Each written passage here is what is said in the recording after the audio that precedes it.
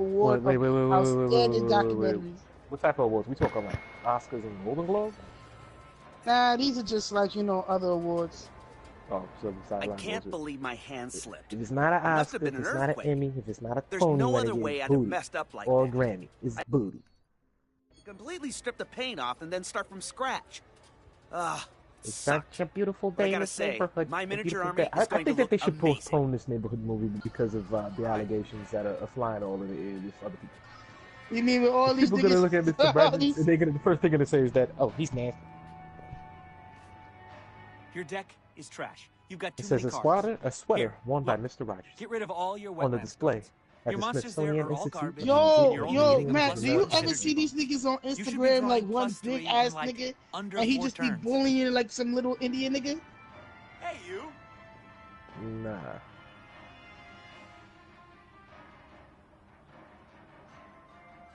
The What's name up of the with video. Prince Z's and Daniel Gene 56 or some shit? My nigga, he's always doing some Yo, shit you to this interested in nigga. taking a turn? We need one more person to play. It's one of Or those new like German beating games. down, Yeah? or is he like? Like my Shit, nigga, that's free room. yo, my He won nigga, the it's a Golden prank, X. but he just be I'd love beating to, but I'm down on kinda this running nigga late. like OD. fair enough. Yo, he just put this nigga in a suitcase and tossed him. Right.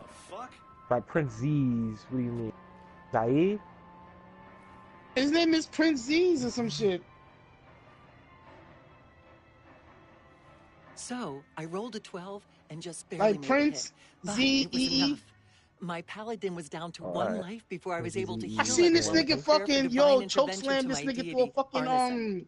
table.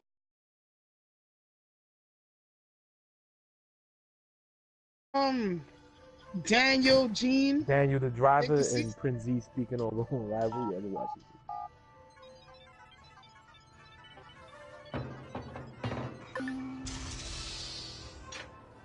I'm about to hop. Oh, time for me to hop on the EFL.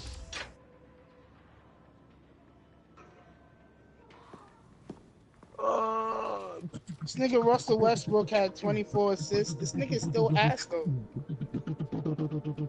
24 assists. Damn, that's Yo. impressive. Finally. That's really So impressive. Josh and I spoke, Yeah, who gets and 24 fucking assists over in a Bloom game? I has haven't been heard a of that. long-standing project. All right, you need two things That- to take I down. don't. I still haven't don't heard like of it in him my though. life. People to rally I behind don't you, think I've cause to heard of it in separate my you from the lifetime. trolls. Did- And we did need ever get bots, to my and a point? lot of them to handle the data CTOS is processing. Thank you, Josh. We spent all night modifying our app so you can get followers to download the app, and we can use their processing power for the cause. Draymond Green's a nine. It's Damn, really why these happening, niggas man. This is overalls are happening. You better dropping? get to it. Hell yeah, man! Barbarians are at the gate ready to bust some Roman heads. Yeah, we're gonna focus on some high-profile ops, playing Wait, for is exposure Prince and Z's laughs to bullying get people Daniel the to driver, download or is it our Daniel the app. driver bullying Prince Z? Don't Daniel worry. the driver, I think it's bullying Prince This Z. video, though. Yeah, you see it right? Marcus! Well, you Check need to you learn how out. to fly. Alive and dry. I wasn't Wait a sure after your moonlight swim. Come here. You've Yo, got to but check all this they out. got is videos of like that, my nigga. Yo, I see this nigga throw this nigga into a fucking Oh, they in Manhattan yo, right now. one of them fountains, my nigga. I was Our like, very yo. own open source research app. So, like, all of us here pool vulnerabilities that we What is find, this nigga doing and for the we free play? encourage everyone to share their work, their research, etc. Okay, so what's the research app do? Widen our skill set, make us irresistible to the gender of our choice. What, so it's like a I know kung fu kind of deal? If Kung Fu was a gender and not so 1999, absolutely.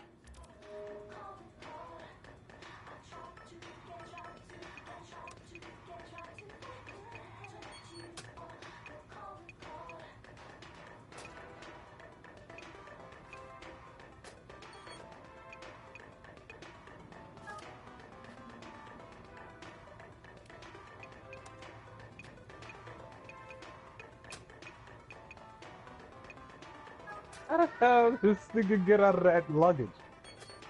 Yo, you see it, right?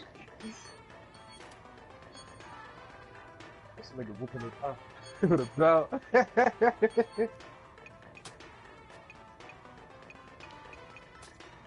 Like that nigga is ODing on that little nigga. Like, yo.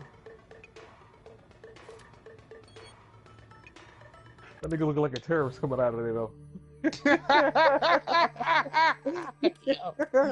Oh, That's kind of man. scary though. Like terrorist attack.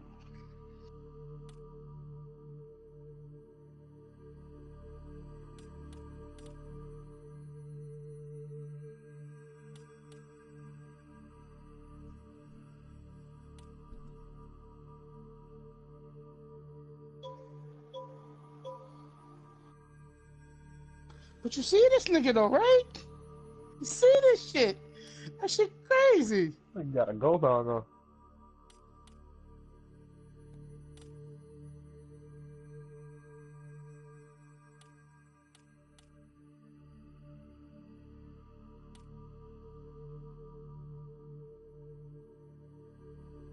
Yeah, I think this is funny though. This nigga, he did that in Times Square. The nigga hopped out the suitcase on 44th.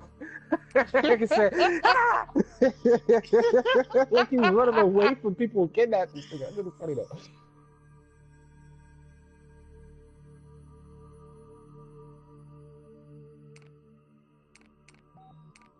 That is funny. Alright, where am I? Oh, no. About to go for the illustrious elf pussy? Man, I'm about to hit these dungeons. I get like 45, 50 XP now, excuse me. I get 50 XP just for swinging up in these kilns. Damn, I need to get back on that shit. Behold, the wonders of technology. A 3D printer. This is the army of printers. It is capable of pumping out an arsenal of lethal weapons down. Seriously? Yep. Once you master it, voila! Hipster Merchant of Death. All good, except I'm no hipster. You hunt keep telling for the yourself that. illustrious Now elf try to pussy. make something. But don't blow I'm some. looking for the light at the end of the tunnel. Hey.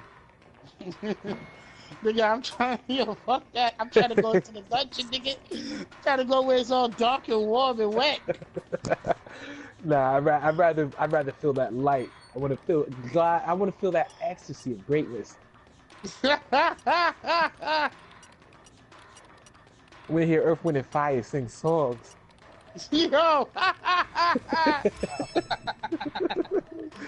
You will find at the God is such a view. I just want to end the big ghost song. Doom, doom, doom. And Just like my love, everlasting. Ooh, in the big ghost, in the big ghost. Oh man, turn it into. Oh, I want to feel what it feels like to be in the 80s. Early 80s. Oh, yo. Want to hear Rick James? Let's see if I got any. Do I got any Big James on my phone? You just go in there, all you hear is do ya. They trying to respect Rick James, my nigga. You know that nigga was just a whore. No play, no games. You hear Luther Vandross at the end of the tunnel. Yup. He goes, good,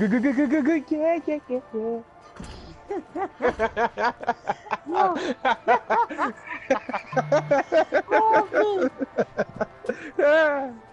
Oh man. You go deep enough, you might hear Gladys Knight. Oh man. Oh, that joint didn't let me join. Let me see something. Did somebody find the dungeon? I thought I clicked it. Oh, never mind.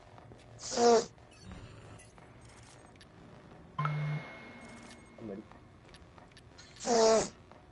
Everybody's on at night, so I'm about to hit a dungeon real quick. Real quick. To the end of that tunnel real quick.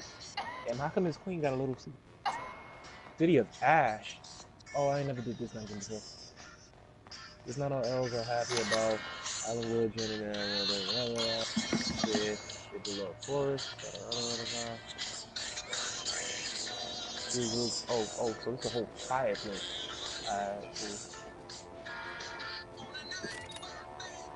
Damn, it feels like I'm in hell right now. Oh, I'm joining them. They tank gave up on their ass. The nigga probably didn't know how to tank. Now I'm gonna show up here. I'm like, oh, this is a beautiful Viking warrior.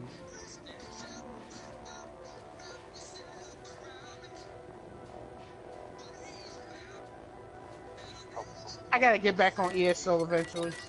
But yo, that map is just so fucking huge. It's ridiculous. Yeah, man, you got the sub-dungeon maps too. These dungeon maps also big.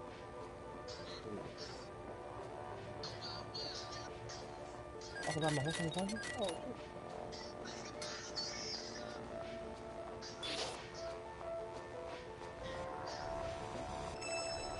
shit.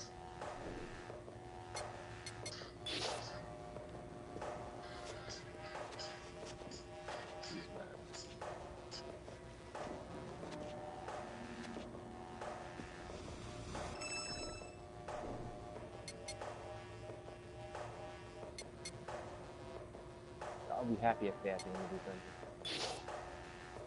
What is that?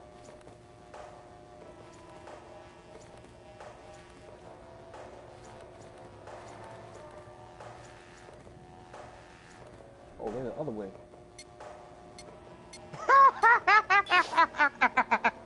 Yo, Mac, you gonna love this picture. I'm about to send it. You gonna love this picture. Oh, shit. Yo.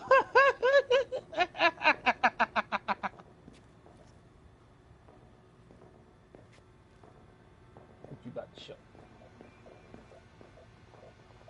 So what do you do around here for fun? What do you mean? That's crazy. This is fun. Right. Nice talk, Josh. I got Jesus.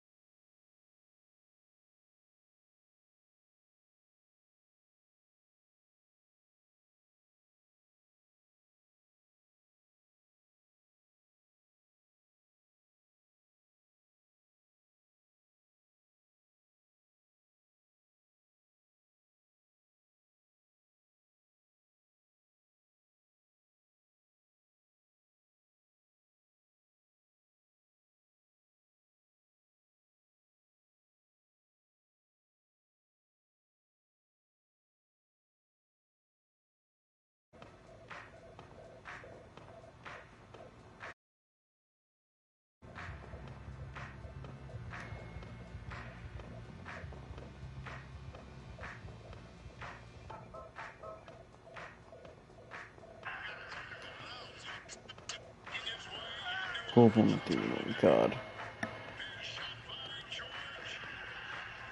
What game are you playing, Tribbit? What?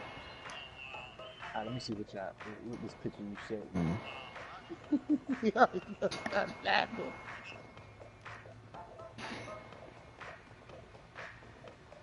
Bro, I didn't even mean to call you that time. You go, ha ha ha. That'd be funny, nigga. I said I didn't even mean to call you that time. That shit is funny, but yo, I think I didn't even mean to call you Trippy. this nigga has a holster. And then look at that nigga's belt. Oh man, he's going to jail. I'm telling you, that's why I say, yo, you gotta see this shit. It's just funny. Especially what's going on now.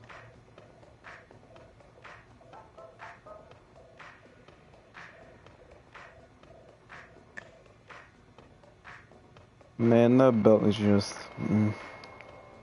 Out of this goddamn world, my nigga. Like, yo. That belt is just wild.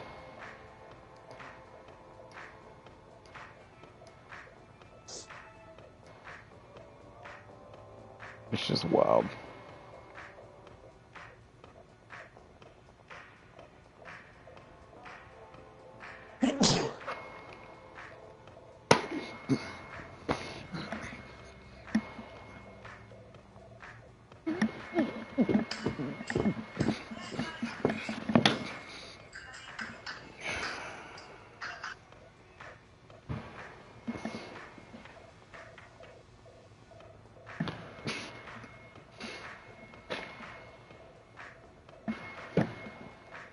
Poop on the tip, you know? God!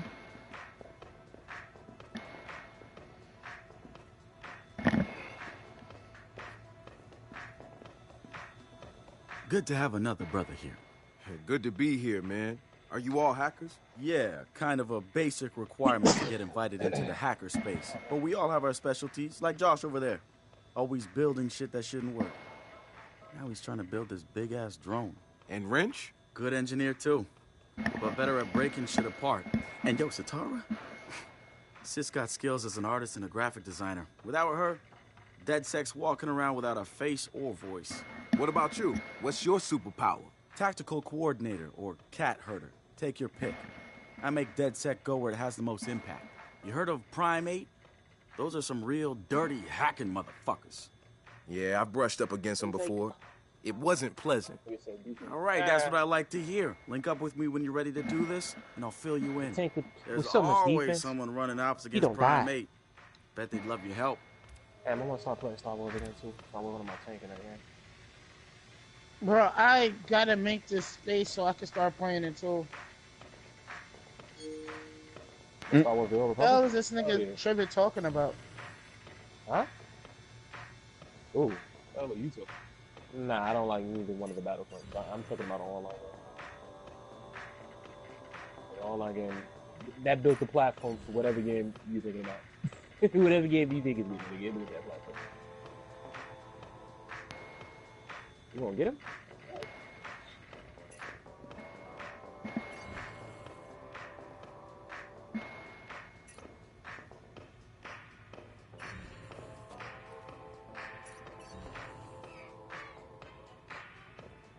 Like how in Watch Dogs, you look at one of the hacker stuff, it says "fuck you," and I can see you too. Hacking in that game is so unrealistic. It really is. Motherfucker, point and shoot.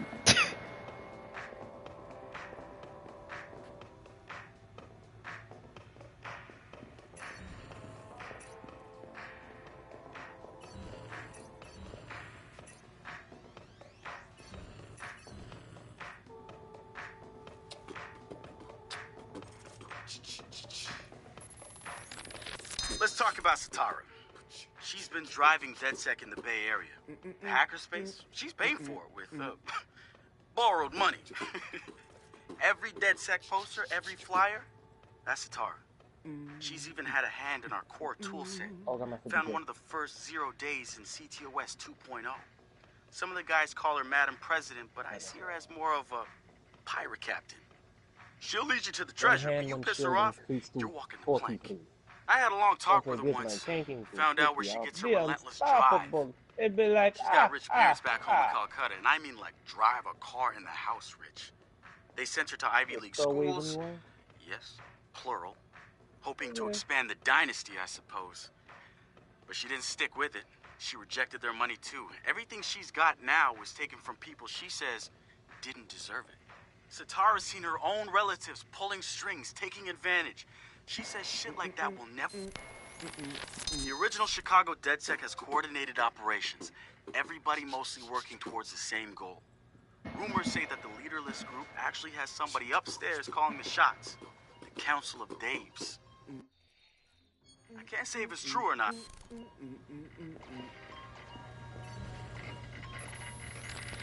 So we've been looking at this new guy, calls himself Retro. Now I like his style. Spent some time in Oakland. In fact, that's where he earned some of his hacker credit. I read everything I could about it when it was going.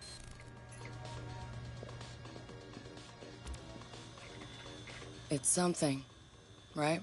This whole place is something. We used to keep track of news feeds on here, but now it's our follower wall. So it knows if we're trending? No. It's based on hard values. How many people downloaded our app, how much processing power we have access to, you know. Nice. And, speaking of which, we're downloading the DedSec app into your phone as we speak. When it's ready, open it up, click the suggested op. Sounds good. One more thing. I put a reminder on your phone so you remember what we're gunning for. Get enough processing power to take down Blue.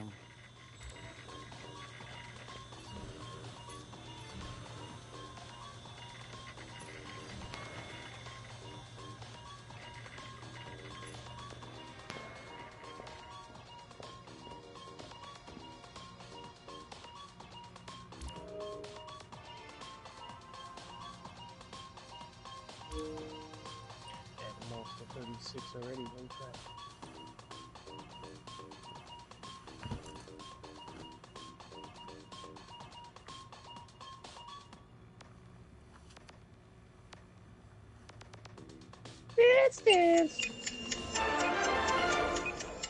The spirit spiritual organization New Dawn is accusing Oakland City Councilor Miranda Kamei of defamation. In a recent interview, the Australian councilor had model described the Ruby organization as, Tuesday quote, Matthews a is fraudulent opening up pyramid about scheme. how she The maintained organization a seems to slim have fought back figure with more than just before having her lawyers. 2 The councilor's children private life and was said recently it revealed came down to when medical cocaine, records of the black coffee, councilor's and cigarettes. transgender treatments were mysteriously damn. released to the media. A I'm sorry, I spokesperson can't for give a New fuck. Dawn said that the organization had nothing to do with the leaked medical Cocaine, records, though. and in her statement I can get accused that. I've Councilor never really Kamei checked. of desperately seeking attention. And I'm not a smoker, damn true. I feel bad for you. I'm not a cigarette smoker. What the hell is tapas and cocaine? What the hell is tapas? Uh-huh.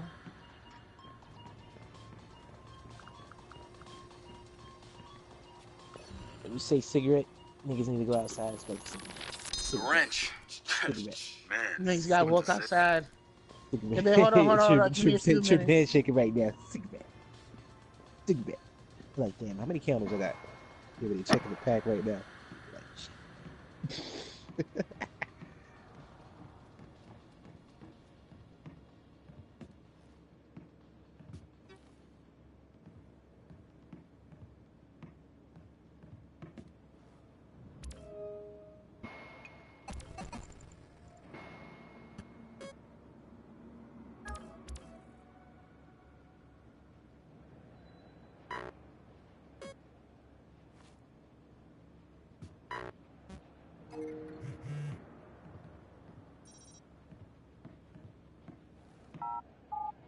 Nigga has been here the whole day.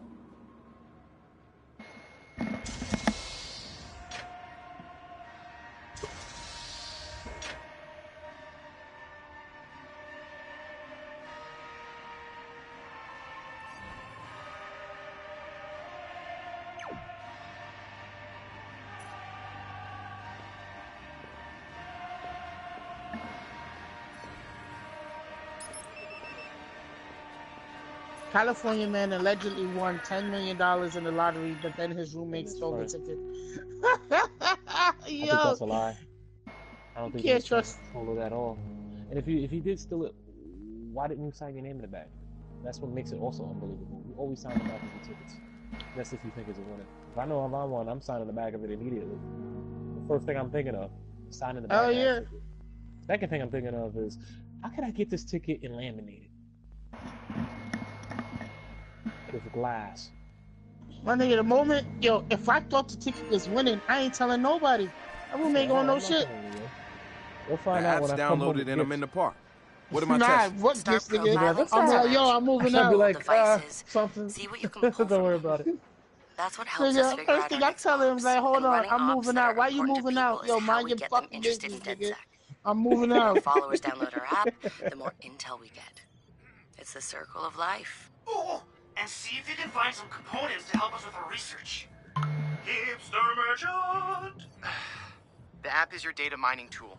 of death. Okay, I got this. So what now?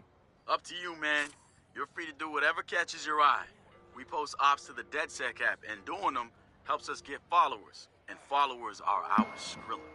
Followers mean computers, which boosts our processing power, which lets us do bigger and badder ops.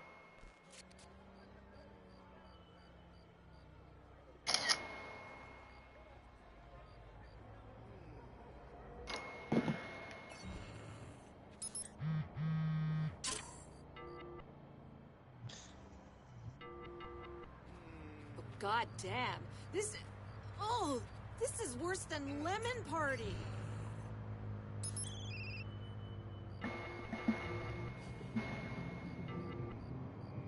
Oh man, that's awesome.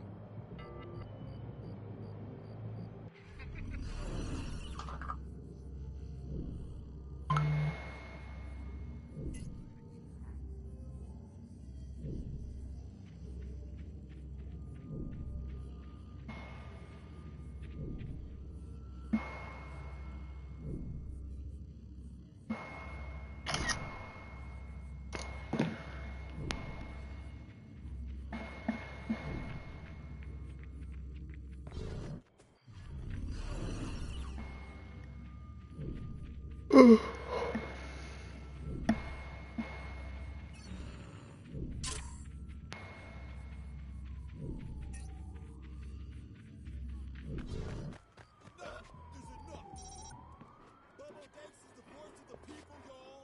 up, dog?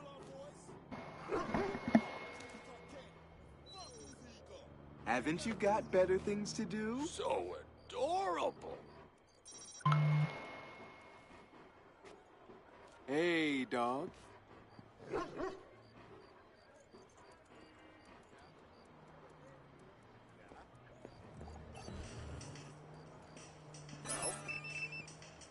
Go ahead, what were you saying?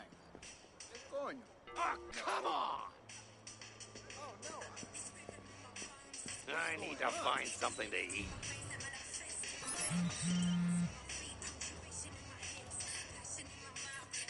Hey, man, what's up? What's new with you? Oh, you know the usual. See you around. Cool, later, brother. You okay? Hey, so what's this about Bobo Dakes? You know Bobo's working on a new album, right? Yeah, I heard. Well, you won't get to hear it? Motherfucker Gene Carcani just put millions on the table to keep it all to himself. What does a big pharma CEO want with a rap album? Dude has a huge Bobo collection. And he probably wants to hang that shit on his wall like a damn trophy. Just rubbing his money in our faces, bruh. Do you know if Bobo took the deal? He hasn't announced anything yet, but he will. It's a lot of cash.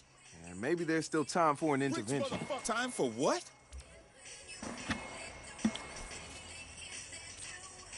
I assume you guys have heard of Gene Carcani? He's the shit sack who's on TV laughing about how he's raising the price of leukemia medicine. Yeah, the most hated man in America? Yeah, why do you ask? Guy's a huge Bobo Dakes fan. Must have read Bobo's in town recording new tracks because he's offering millions to keep the album to himself. So stupid. Bobo will never go for it. The real one won't. So we're gonna do it for him. I'm gonna visit Bobo and see if I can borrow some of his new tracks as proof that we're legit. How do we contact Carcani? I need you guys to run through interviews, podcasts, whatever. Find me some usable lines. We're gonna make a soundboard. Ooh, I love this. Who has, for the second time this school year, been kicked off the school bus due to bullying another student. Due to what? This extremely clear: Bullying. bullying is So he made his daughter walk 5 miles to school, my nigga. I don't care. I mean, if you need to discipline your child, by all means, go right ahead. But having that on live TV just shows that you're trying to show off for the bullying. Coming up after the break, we'll be Or sitting that down you're doing with a something former as a street parent. artist. Nah, Sweet that's something that Tea, you need as to he's keep known inside in the your household. community, is here It to ain't no promote sense a for you to new put book that of on his live art TV. and a brand new Then that also fashion line, embarrasses the child too. including t-shirts, You caps, bring a and bad bling. rep to your Very house. exciting stuff. Not only destroying your name, but destroying the name that you're supposed to be building for your child too. Child got kicked off of the bus. She can't ride the bus no more.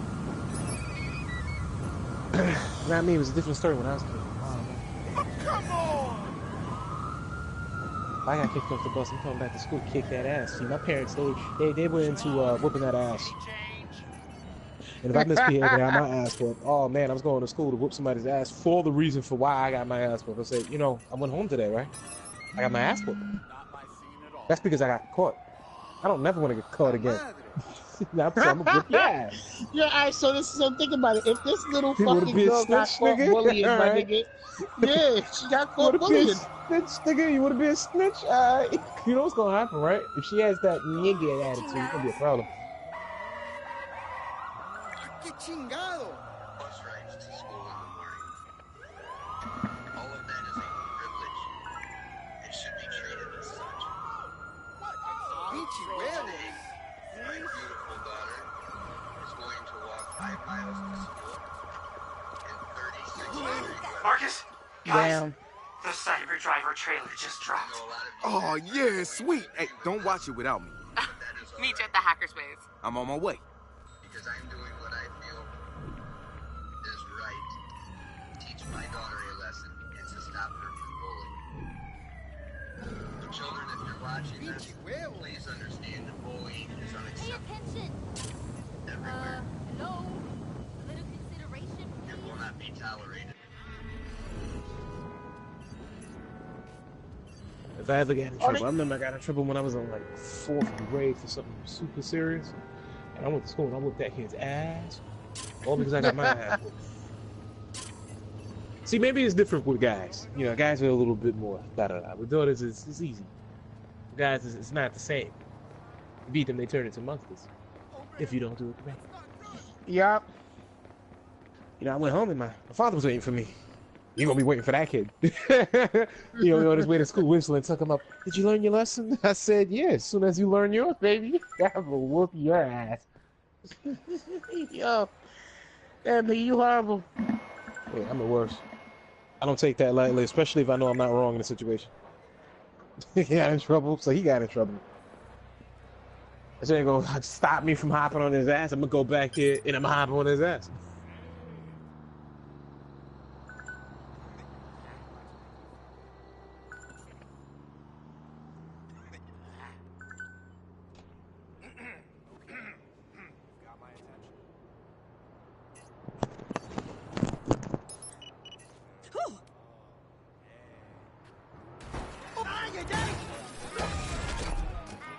Let's see. High school teacher was suspended for 5 days without pay for photographing a female student without permission, commenting on her gym pose, giving her a failing grade when she finally dropped his class. You fuck yourself. Come at me, bro. Shot of the day, right here. Ah, these little tiny little bitches be trying to look cute for the class, trying to look cute instead of wearing clothes that are actually like appropriate. Stupid.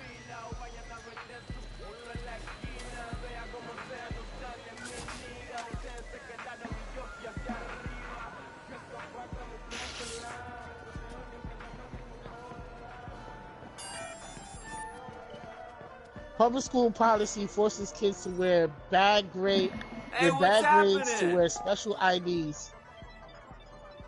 How's it going? Yeah, let all the stupid niggas make it be known. You's a stupid nigga.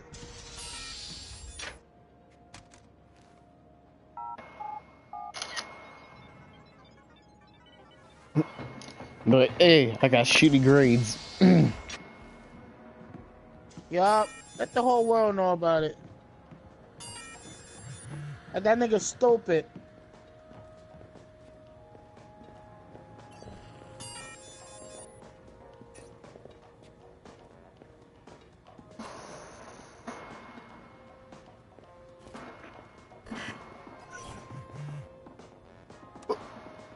Oh.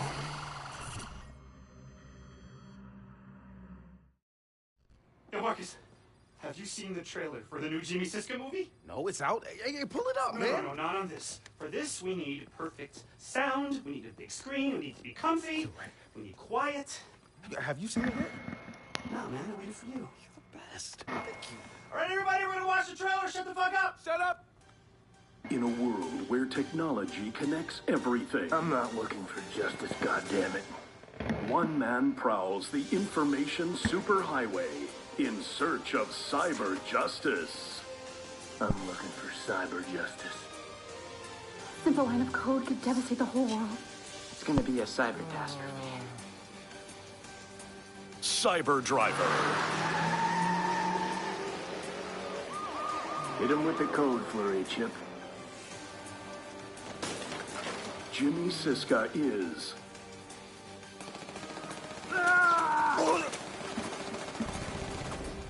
Got no choice, kiddies. Follow me, or die. Devin Von Devin. We gotta get these hackers somewhere safe. They aren't hackers, Devin. They're just script kiddies. Hey, the car answered. This ain't your mama's smart car. I think next time we're gonna need a higher firewall, pal. Cyber Driver. Action hero, badass. Talking car. Admit it, Josh. The car is cool.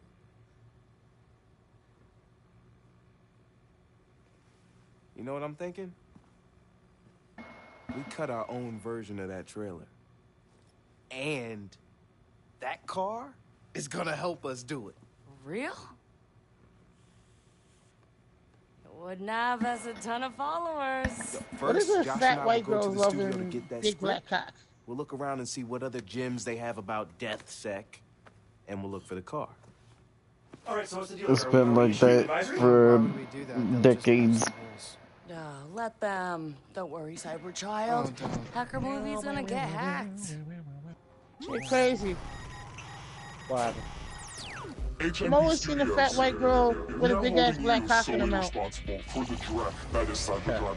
And this shit is all over Twitter. The BBW with the BBC.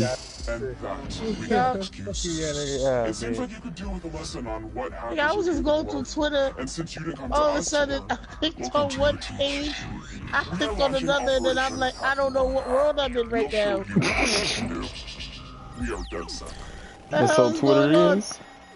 Yo, nah, there's a fucking profile called Suck Dick and Twerk. I'm like, what the hell did I just walk into?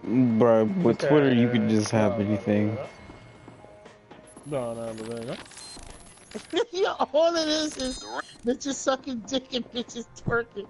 It's just crazy. What, is a party? No, it's a fucking profile called Suck Dick and Twerk. No. There's a lot of crazy shit beneath the surface. You know what I mean? You know that, or you wouldn't Yo, be here, right? You can say that. Well, having What you a here, Manhattan getting party is followers that? to download our app, going public with all this, it'll be good to start You have seeing what the hell's uptown going parties, on. and then you have the downtown. Oh, the downtown parties are the best, man. Marcus, this When you right come here into the city, is the nigga? start of bigger things for us. You said the Allen DeadSec Hotel is too? gonna Oh, spin you that don't movie know. script When you right said that, back my at them. eyes lit up. I was The like, oh, this exposure for is DeadSec is gonna be huge. The Allen Hotel. You picked the perfect Yeah, time my to join spa is us. not too far from that Allen Hotel. It's not on the often east we side do over there. ops That's this over there on wild. the, Lower Hey, East maybe Side. it's a sign of things to come. Oh, man. That's actually by the old apartment I used to be in, the one on 459 FDR Drive.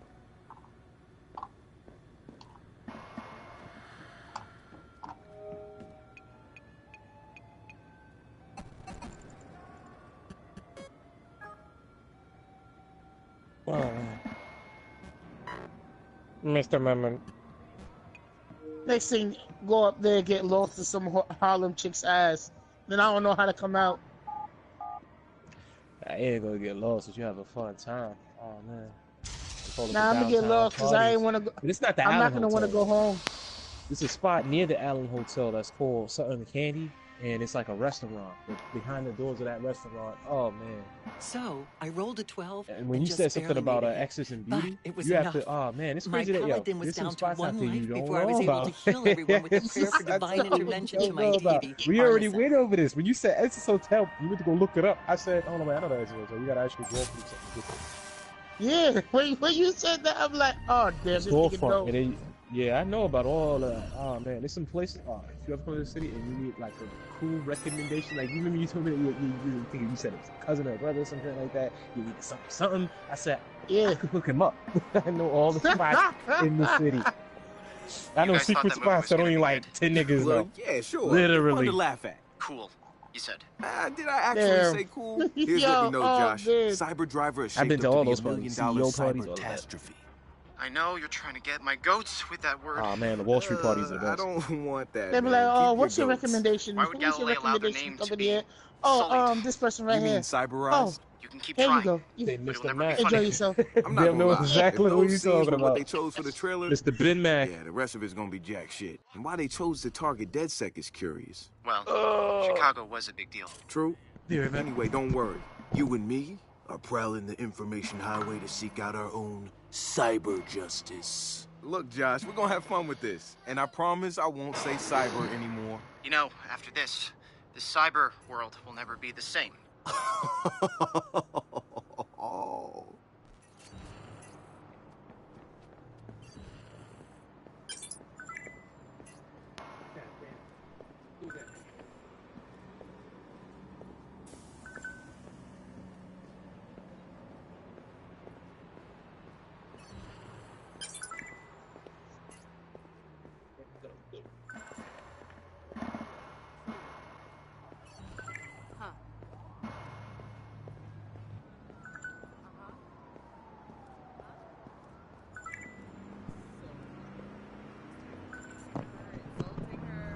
Damn, I know a few spots in Chinatown too. Lower East Side, Midtown. Midtown are the spots that are unsafe. Anytime it says 30th Street and above, and they say that there's some type of Faze party there, do not go there. 9 out of 10 times there will be a raid. A raid? Oh, damn. I mean, somebody going home in cuffs.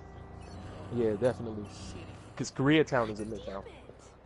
And all girls that be there in Koreatown, they'd be like 16. You don't want to end up like R. Kelly. Oh! Say, no, I don't want to be R. Kelly. Stay with me.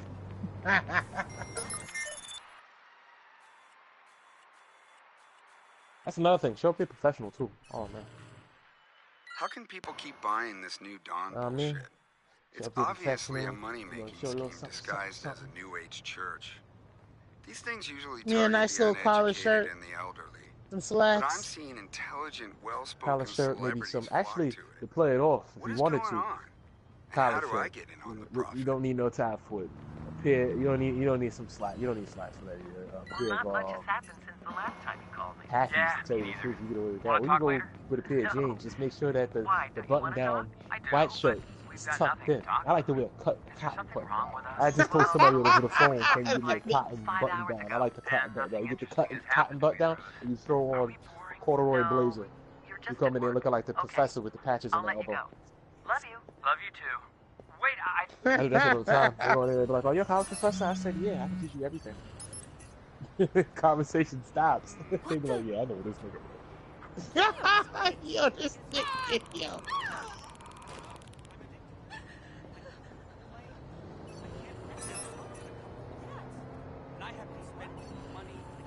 Man, that's good. It's ridiculous.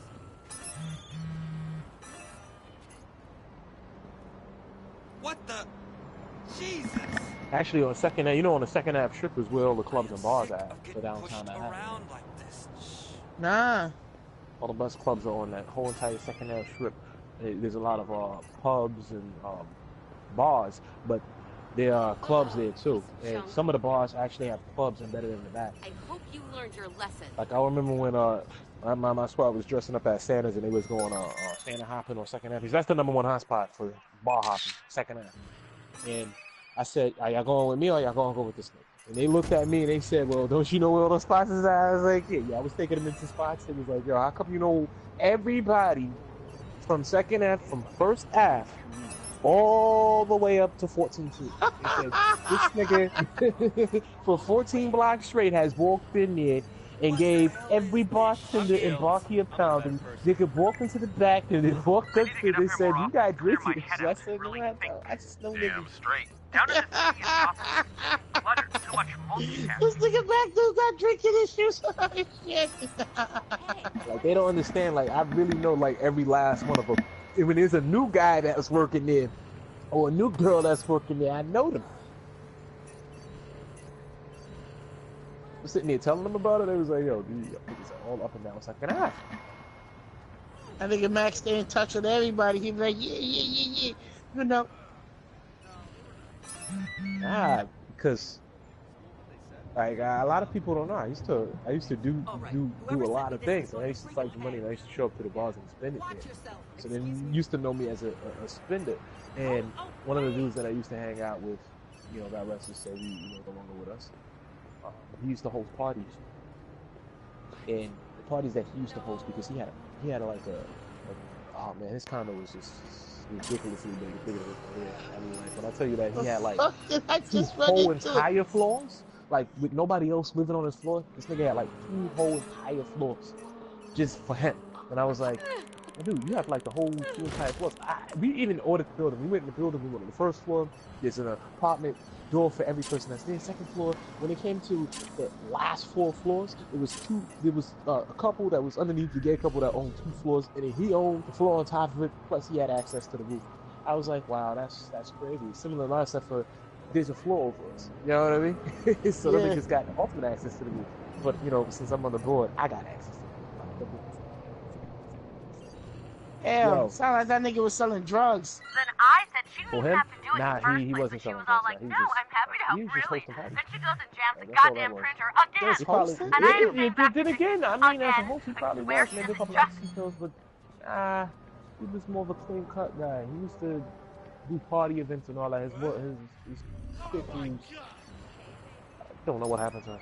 It's crazy. I didn't keep in contact with her. She used to do some type of wedding planning, engagement. Yeah, it wasn't wedding planning. She used to do engagement parties. He was making mad money. Oh man, he hosts like extravagant parties too. It was ridiculous. Like I found myself going to a masquerade party once. I was like, oh, this is crazy. You walk in there. I thought there was a fire the first day. I thought there was a fire the first day. I go in there. I forget this nigga got smoke machines in there and shit. I'm like, oh, this nigga, he got the lights. I'm like, oh man, this nigga is shit. Yeah, he used to hop every bar with me, and they recognized him because he always used to leave their business card there. And because of his work with everybody on that block, he used to make a lot of money. And I'm telling you, a lot. I mean, like, for events, oh man, he used to make like 150 a week just for 3 events. So he's making like 50,000 an event. He's making a lot of money. He has a lot of DJs on his phones, and up-and-coming New York DJs on his phone too. They said Rocky. I think he got that nigga's manager's number. I think he might have his number too. He got a lot of connects to LA. We were sitting down talking one time, and I told him, I was like, yo, dude, if you ever went to LA, like you would be some type of executive movie producer with the type of events that you host. Because the last dude that we knew that came from LA who said that he did party hosting, he said he did celebrity party hosting. So like Martin Lawrence used to host parties, and he said he used to host the parties for him until Martin Lawrence said, I don't want you hosting the parties for me no more because, you know, the parties that you throw are a little too wild. And it wasn't wild. I was saying, you know, the way that he was saying it, I intervened and said, in other words, the parties were too young. The nigga is like late 40s, early 50s. Is too young. Right, too young. And the music that they was jamming in wasn't like oldie shit. And he went into trying to host parties for younger crowd, but it's harder to host parties for them because if they're artists in Hollywood, then all they're gonna do is just go do it themselves. They don't need nobody to host a party for them.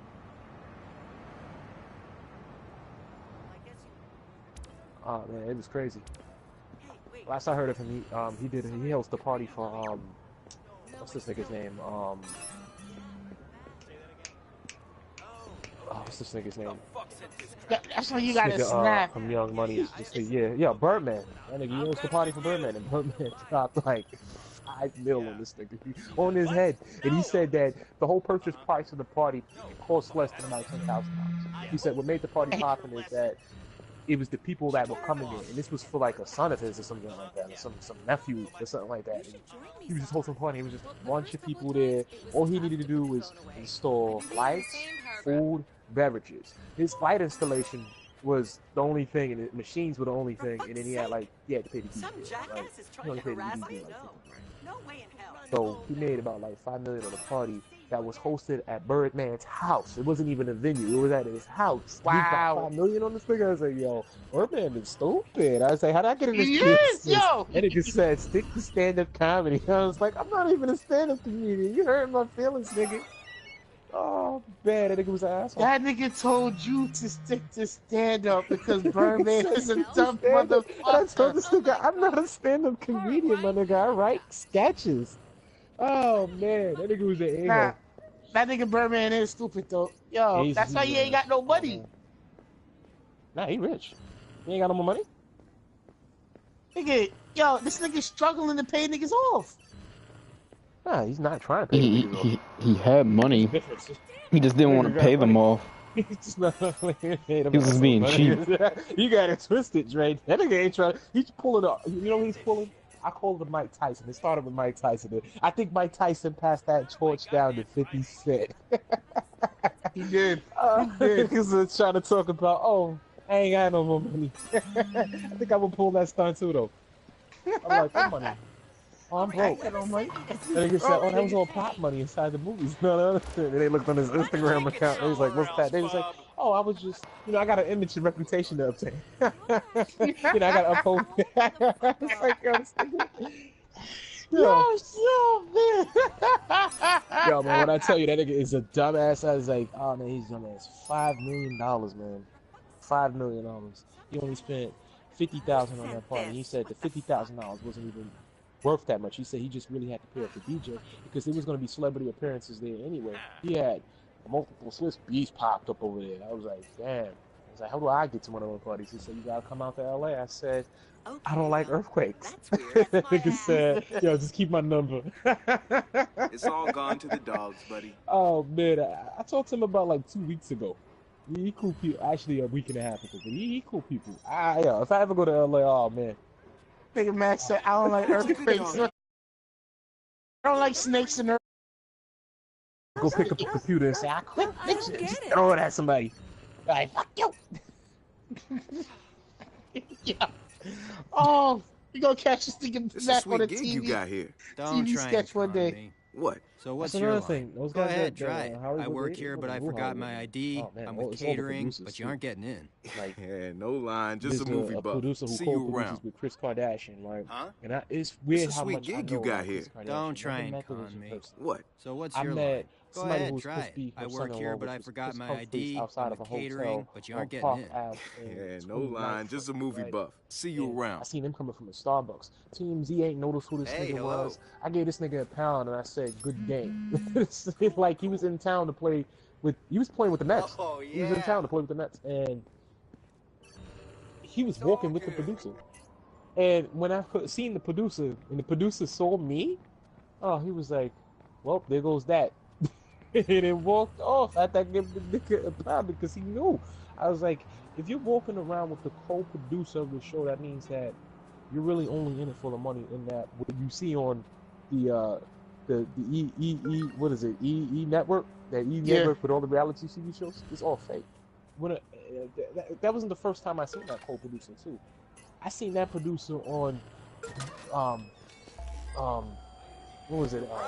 It was West Broadway and Okay, guys, something, I'm in. and he was on a rooftop party. And I caught him throwing some chicken to the swimming pool. He was having a good old, jolly old good time. And the person that accompanied him, well, God damn it! Just when the story was getting interesting.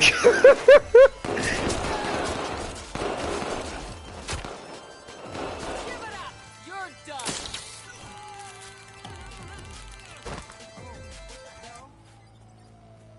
Every time, man, the movie.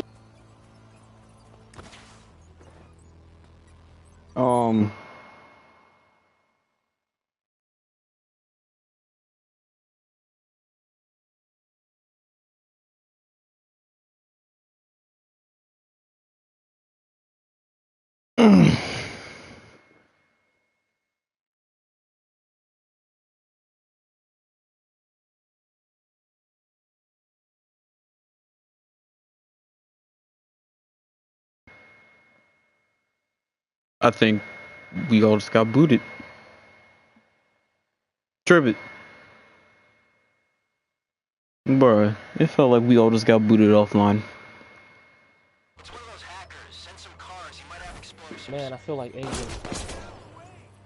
Man, what happened to Dre? Everybody. Yeah, everybody got booted off.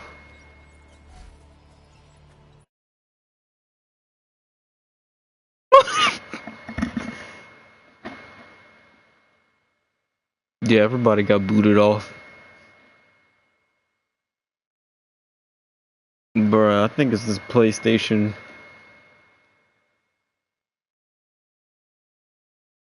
Bruh, he keeps kicking me out.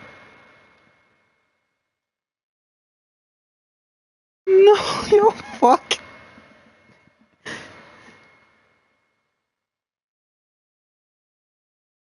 Yeah.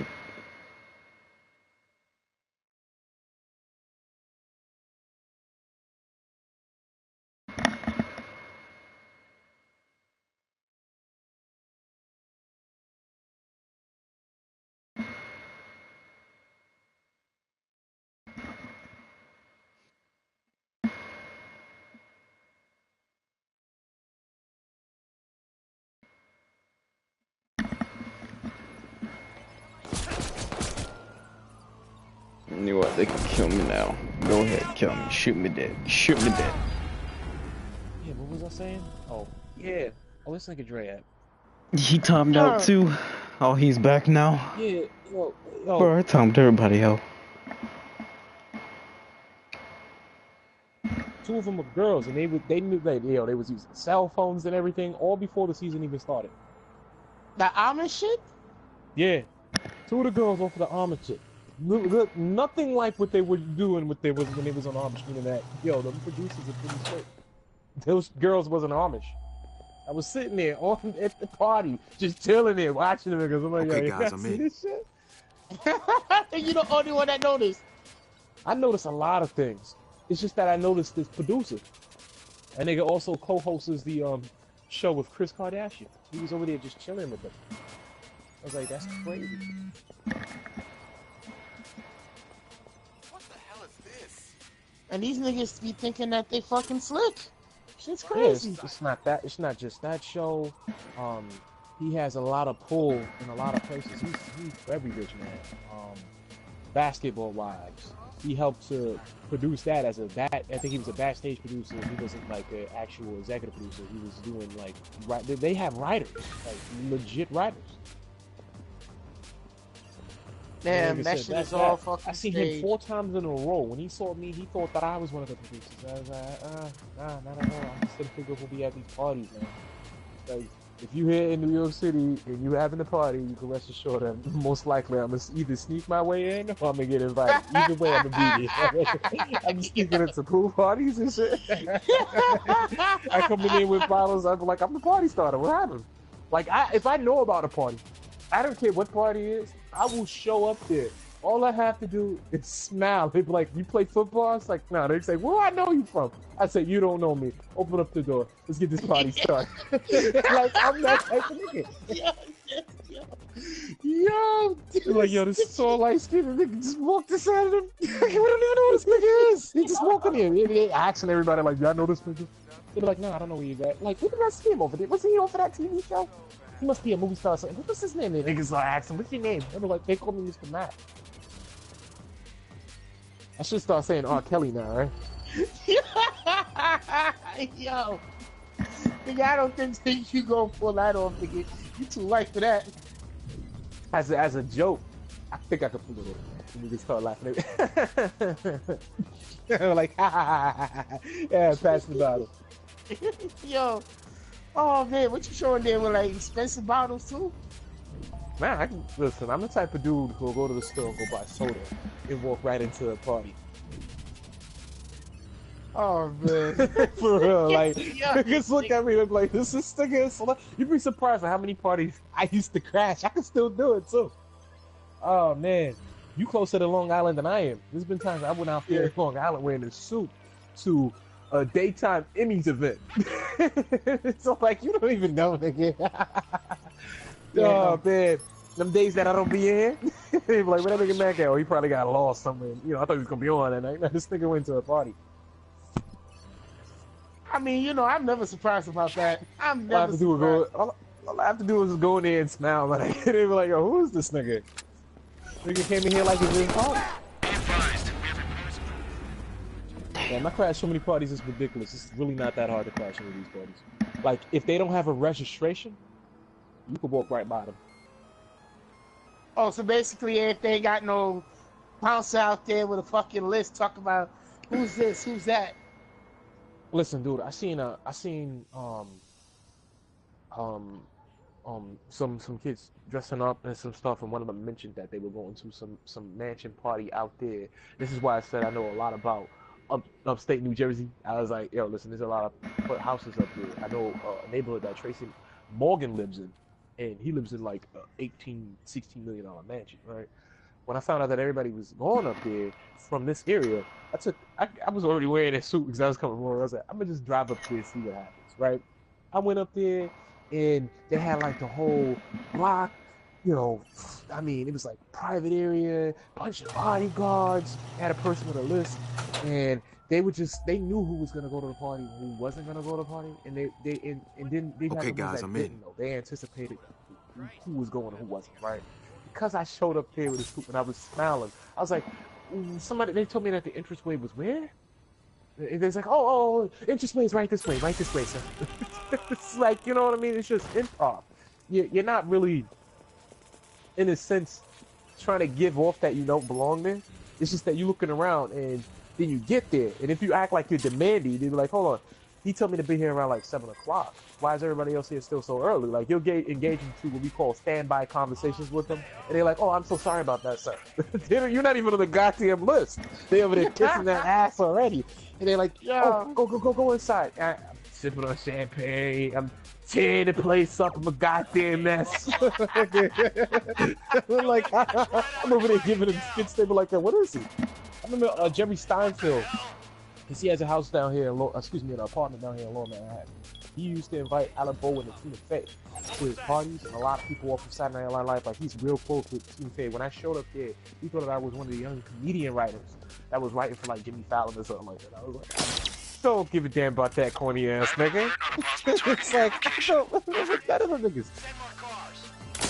That's what you told him. Yeah, I told him. Yo, we laughed so. Yeah, it was him and a family member of his.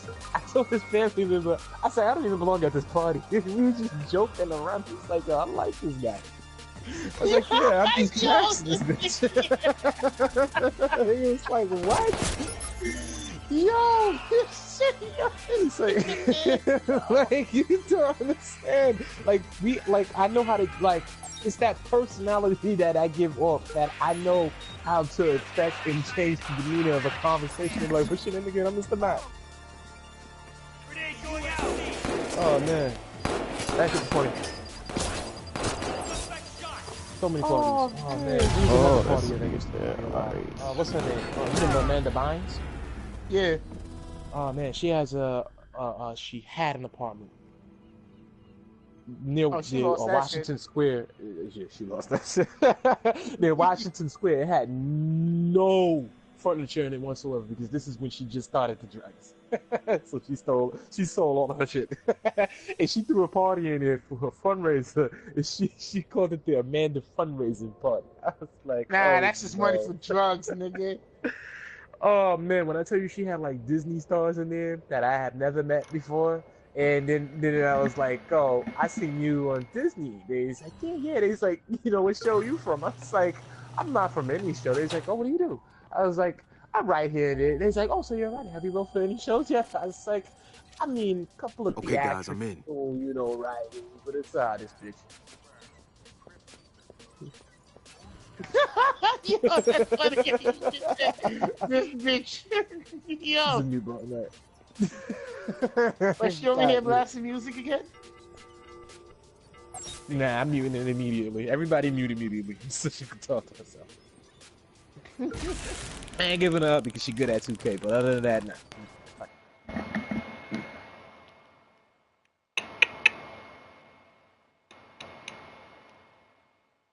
Playing on the side of pond. And we played a couple of park games with her. You removed her? Yeah. She's on both my accounts. We knew her from 15. You don't even understand. Yeah, she's on my KNG Mag 33. I wouldn't be surprised if... I think somebody sold... I don't even think that is her, though. I think somebody sold her that account.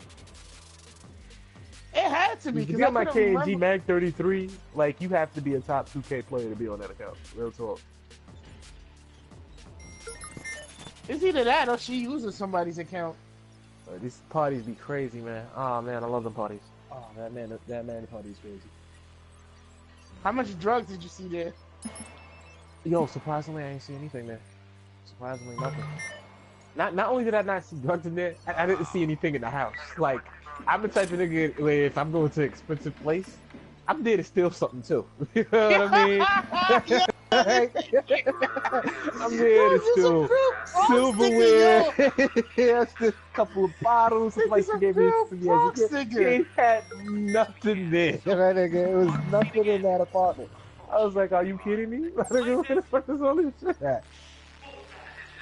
Yo, you's a real fucking bronze nigga. Like, yeah, I'm about to steal something before I leave. Yeah, that's the main reason why I jumped some of the parties. To get a spell check. Oh man, but as of lately, it's just been one and normally I'm there for the liquor though. I don't care what type of liquor it is. It could be cheap wine. Like I'm there, I'm like, hey, listen. My nigga, I'll be going for the cheap for the liquor too, nigga. I would be too. Oh man, recently I seen the last party that I went to was late November. It was that weekend that I wasn't playing the game, right? It was on a Saturday, and you know who I seen there? It was some young Chinese girl who has her own show on Disney, and the whole cast was there too.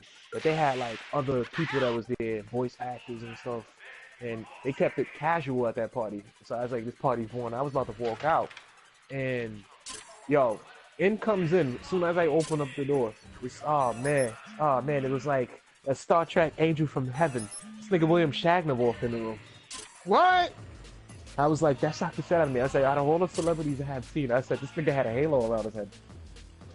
Oh man, the legend. Yeah, the legend. I was like, oh my god, look who it is. This is William Shatner. Like, that's a bad man. Oh man, I would never ever forget that. I'm always at the right place at the right time. You know, I almost snuck into that. You remember that year that Russell Westbrook won the NBA MVP and he got it at the NBA Awards? Yeah. You understand? I almost snuck into that shit. That party? Yeah, that was at like a dock. It was at a pier. It was called Pier 36. And I'm in Lower Manhattan. I go and walk the dog. I see all these celebrities and shit. Then all of a sudden I see basketball players. I seen fucking, yo, it's just a bunch of basketball players. You'd have thought that they just dropped them off there. Nah, them niggas are walking around lost and shit looking for the Pier 36. And I almost stuck in that bitch. I said, I should go home and go get my suit and hop on this red carpet. Just go in there with somebody, like, I'm one of their friends or something. Yo, but you would fit in too. They'd be like, oh, you play basketball? Yeah, I play for the D-League. What's D-League Those team? professionals. Everybody knows everybody there. I would have to sneak in there like I'm some type of statistician, NBA statistician or something like that. Oh, alright. Yeah, I'm like, oh, I'm an NBA statistician. Somebody said that I was going to say that. They're like, oh, yeah, come right this place. And he said, what was your name again? If I know somebody's name, then I'm going to sneak in there with their name. I know somebody that works at Madison Square Garden. I was like, yo, you invited to this party? They're like, yo, you ain't going, right? Yeah. You don't mind if I use the ticket, right?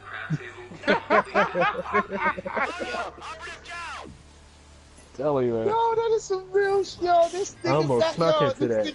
Oh man, almost stuck into that. That was about a year ago. Oh, dead almost stuck into that. Man, that was the year that they was giving Bill Russell the Lifetime Achievement Award. Telling you, you gotta hit up a celebrity party.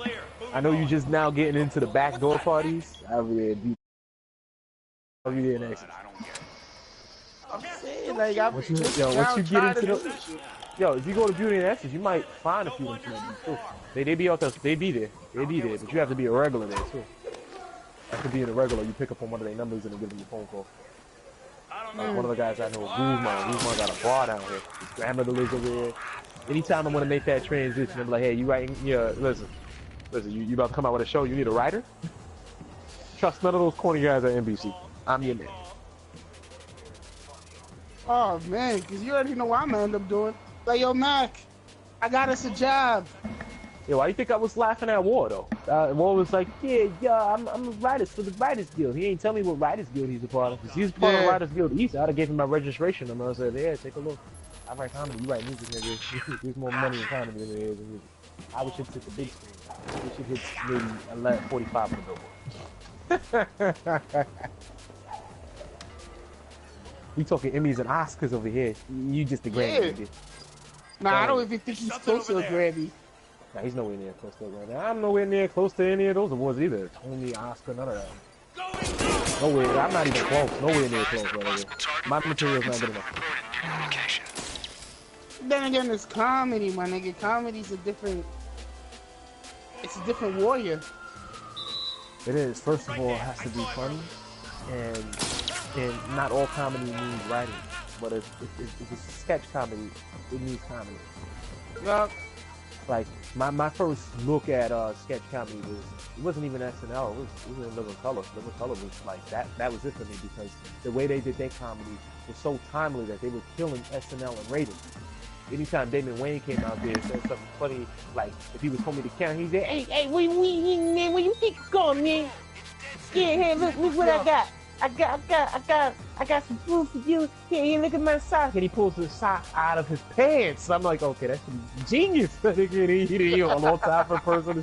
He's like, hey. Yeah, that's yo, and it reminds you of that crackhead, my nigga.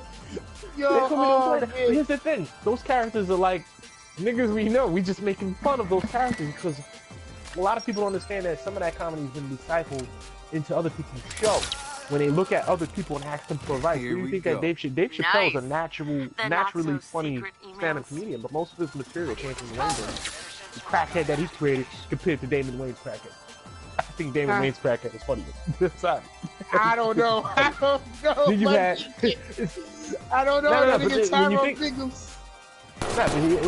really think of it, he modernized it for that era. It started off that way, but during that time, Dave Chappelle had Joe Rogan in his prime doing the Fifth Act. He said, what better way of doing this to have a crackhead? Let's take the crackhead character that was invented from Damon Wayne's character and bring him to Fifth Act and see how that works out. Today, what will we do? We'll get, like, the comedy spoof that most people are afraid to make because of the political, this political correctness era. Yeah. They're afraid to make some type of comedy about R. Kelly. You give me a TV show?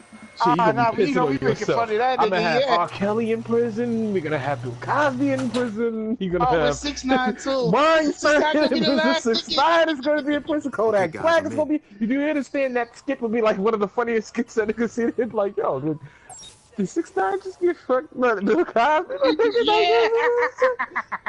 Yo, and this nigga just tagged in R. Kelly. Like, you understand how funny this should be? What they did was they took comedy and they modernized it with a modern era, right? Guys like LeBron James, the time that his hairline was messed up, people only talked about the comedy. They never actually made an actual comedy skit or used it inside of a mainstream stand-up. If they could take that, then they'll make a lot of money doing what they do. I done took up some ghost comedy scripts and then get paid like $70 for the ghost comedy scripts in order to find out that they purchased it but never exercised the material. So you sell away the rights of your material for like $75. And then you can't even use that shit no more. Yeah, like you have people that buy material. Like they could buy, you know, your material today. You get like $200 for your material. They just to buy it, and they never exercise it. They'll just purchase it and sit on it. They'll purchase it from you because they don't want you to give that type of comedy material to anybody else. Yeah, I know that. I know that one. And that's what SNL was doing. Not only did they say, okay, comedy that you're coming up with is too urban, right? And raunchy. It's too urban. you know, we can't pick. But if we had like a guy like Tina Ivy Wayne, brother Damon Wayne, still doing Living Color, and he read a script like that, you know what I mean? Most of these guys are corny. Like today, the funny guys that we see are guys who are like, they're stupid funny. You know what I mean? Like a guy like DC Young Flock. He's funny, okay? Like he's good as a crowd pleaser. But would you put build a show around him? No, you have to put other side comics next to him and see if you can still do the show. Yeah, like he really has to be next to like them other niggas. Like that Chico Bean nigga. Chico Bean and that nigga. What's that Emmanuel Hudson on the other hand. I'm surprised they never presented that guy to the show. I remember when they was in New York and one of the Wayne brothers, they had like a niece that's there, and I met her personally. That's what we talked about. I was like, yo, like there's some people on that show that deserve their own show. Like real talk. And Emmanuel Hudson, if I had a stock and I said, hey, listen, if I roll for you and you just did what you do, I think we could present it to a low-tier network and network and actually make money. TMZ is paying your boss, paying you little cash. What if you had your own show, right? That would be appealing. When I was telling her that, she was like, yeah, you got all the keys. It's like, you got all of that. Except the only problem is bringing somebody aboard to do the comedy with you. she's been trying to break into that side. She's been doing stand-up all over the city. It's like ridiculous, man. It's like if you don't have a producer on your side, you know, if you're not sucking that Harvey Weinstein dick, then you ain't gonna get yourself a gig. Yeah, you really ain't getting shit. There's a lot of stuff out there that's pretty funny. The real funny stuff is really just the death of political correctness. Like Twitter always wants to try to, you know, people on Twitter, they always come up with something to try to kill people. They say hashtag mute Kelly, right? Or hashtag boot Kevin from Oscars. Then they was like, hold on, wait a minute. Then all of a sudden they was like, hold on, wait. Even though he said some things that were offensive, we want him back. And Kevin Hart said, fuck you. You know what I mean? He's like, I ain't coming back. Now they don't have an Oscar. They don't have a host at all for the Oscars right now. But they seen how funny he was. They said, damn, you don't understand how funny this dude would be doing the Oscars. The type of people that he would invite to do, you know, what we call improv, stand-up, guys like The Rock. He might even invite, you know, Vin Diesel, or, you know, they might do some things just to build it up. Because you have some great comedic writers, and then you have some people that just steal stuff, right? Like, inside of the comic world, we keep a tight-knit community.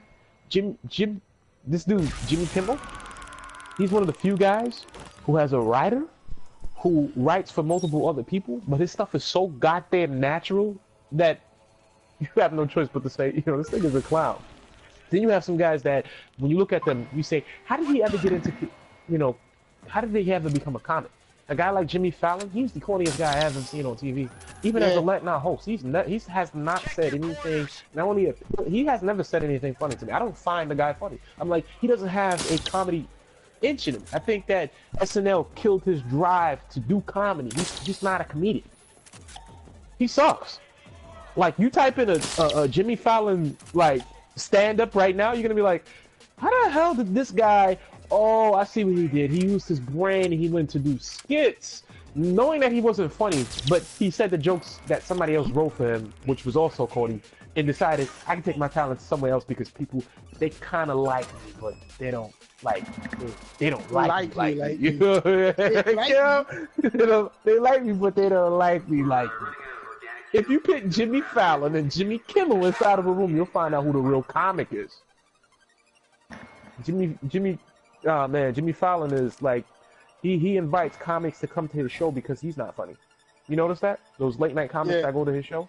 And I said that I seen two of them, and I was sitting there listening to them. I said, I just want to listen to one of the chicks that I know, and I was like, oh, she's still corny. You know, like, they're all corny. But he did that because he's looking for a writer for himself. All those other guys are completely funny. Like, you got the political late night guys. Like, the funniest nigga I have ever seen as a late night guy who also did, you know, political policy was Jon Stewart. That guy was Jon Stewart. I like Stephen Colbert. Stephen Colbert is funny, but Jon Stewart is an a-hole.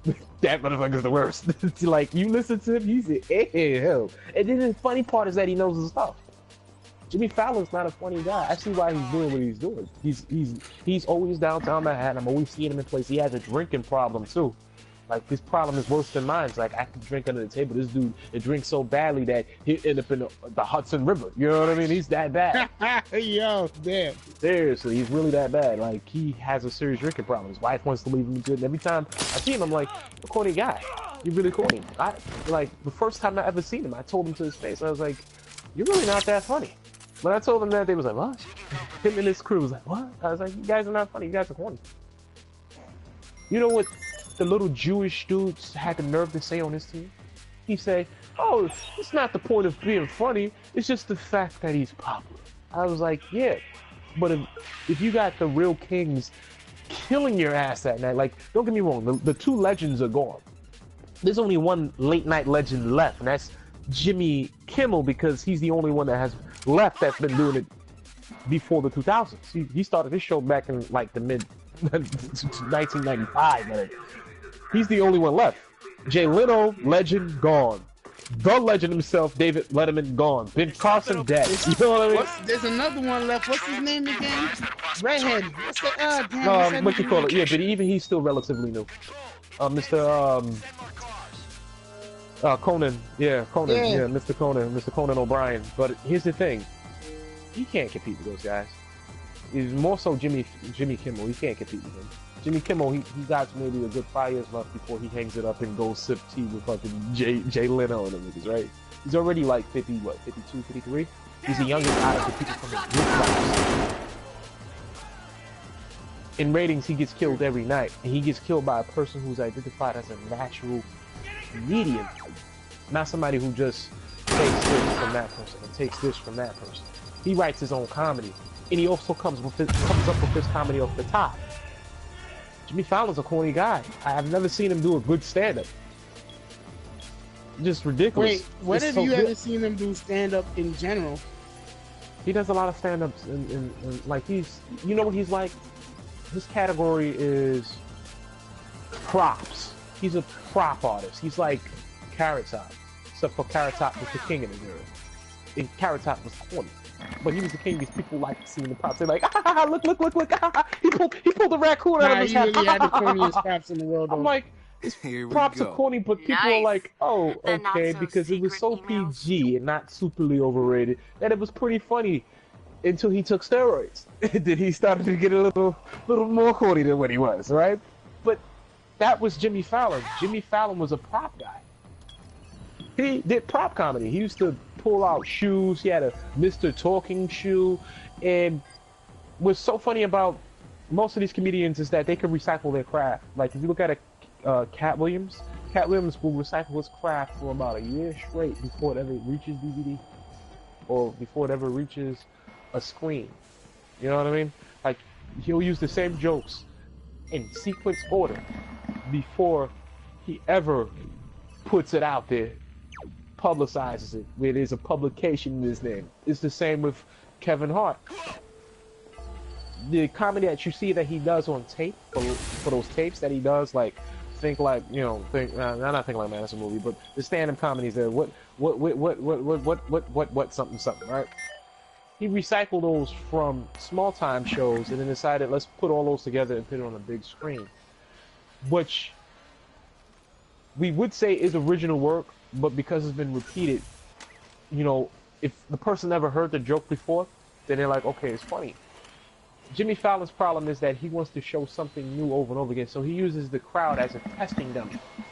He's not like the great legends like a Richard Pryor, like a Eddie Murphy, like a Robin Williams, like a Jerry Steinfeld. Those guys are going to talk shit on the mic, and everybody's going to look at them and say, oh, we got the full script of Cyberdrive. Yeah, like in this area, they'll tell you, like, okay, I don't feel comfortable with what he had to say, right? They'll say something like, oh, what he said was offensive. Like, Jerry Steinfeld could be talking about a fat chick. If you're really looking at it, you'll be sitting back and like, you might spit out water if you're drinking water. You're like, oh, wait, this fucking little Jewish dude, this is a fat joke chick? Then you'll start pointing niggas out in the crowd. Jerry Steinfeld. But he's not like that.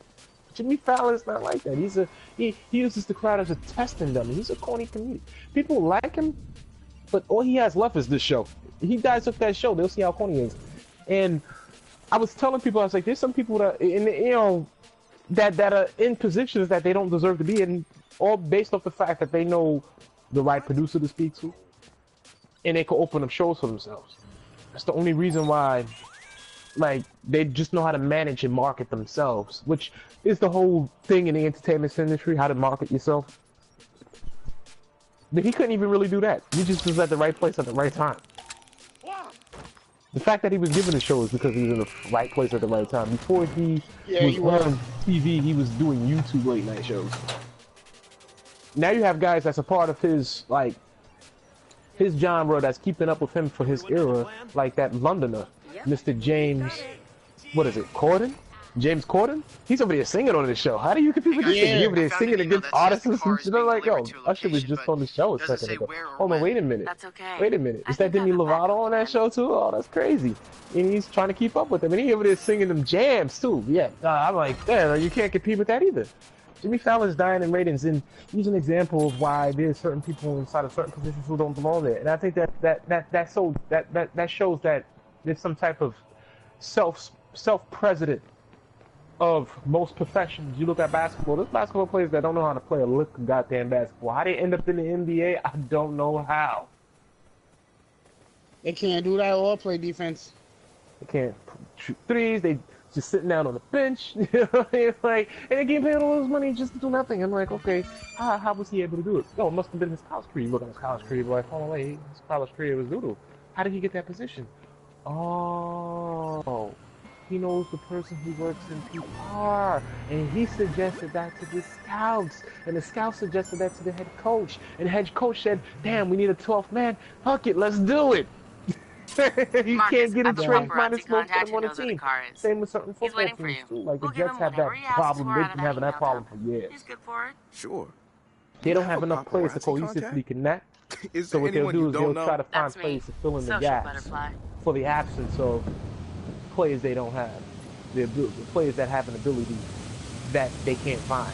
They're like, well, damn, it's gonna like how did that defenders are getting past that defensive lineup in the middle? They're attacking the quarterback, they're making a flip in the air. How do these defenders get in the NFL? I don't cut slack to all defenders because those are the hardest workers inside of the NFL. Those are the hardest workers by all. Like, they have to do a lot. A lot of positions have it easy. But for them to get some of the most difficult positions to obtain inside of the NFL, it makes you scratch your head. You're like, hold on, wait. First of all, how did you even end up on the defensive lineup? How did that happen?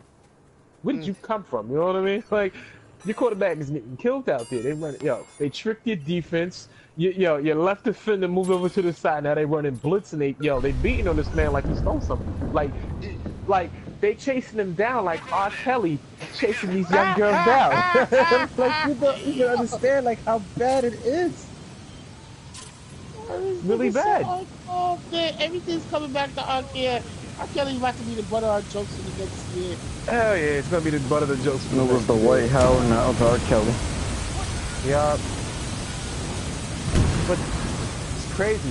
You see that in a lot of professions too. It's like, damn, what happens if one of the people that we know so happens to end up in one of those things? Like, I know a few of them, they're in a profession. I'm like, nigga, you stupid. How did you become that?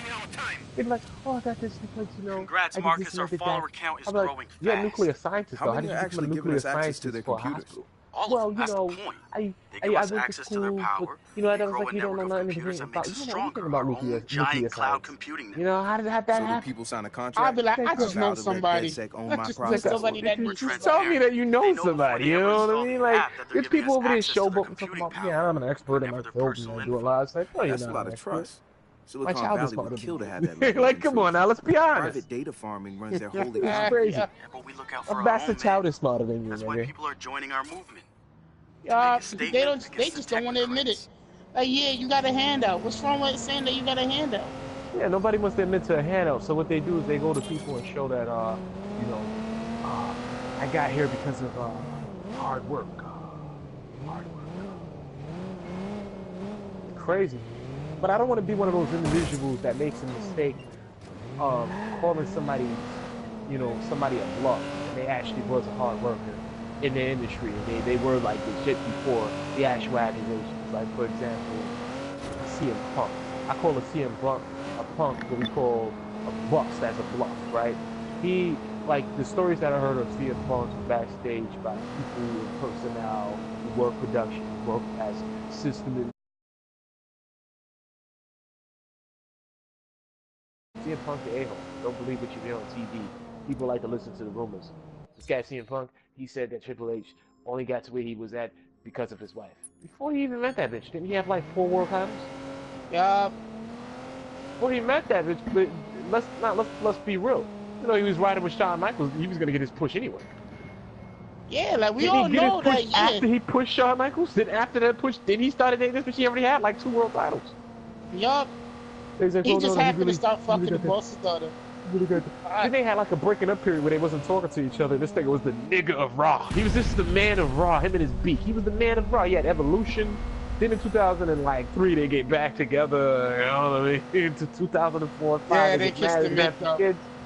Like, it was a makeup period, but yeah, he was still in that company. So I don't want to be the CM Punk to actually call people bluff for their hard work, but if I see that a person is not actually working hard, like for somebody that we know, Mr. AJ, then I'm not going to be the one. I'm not going to sit down and discredit that. But if that's what I see, that's what I see.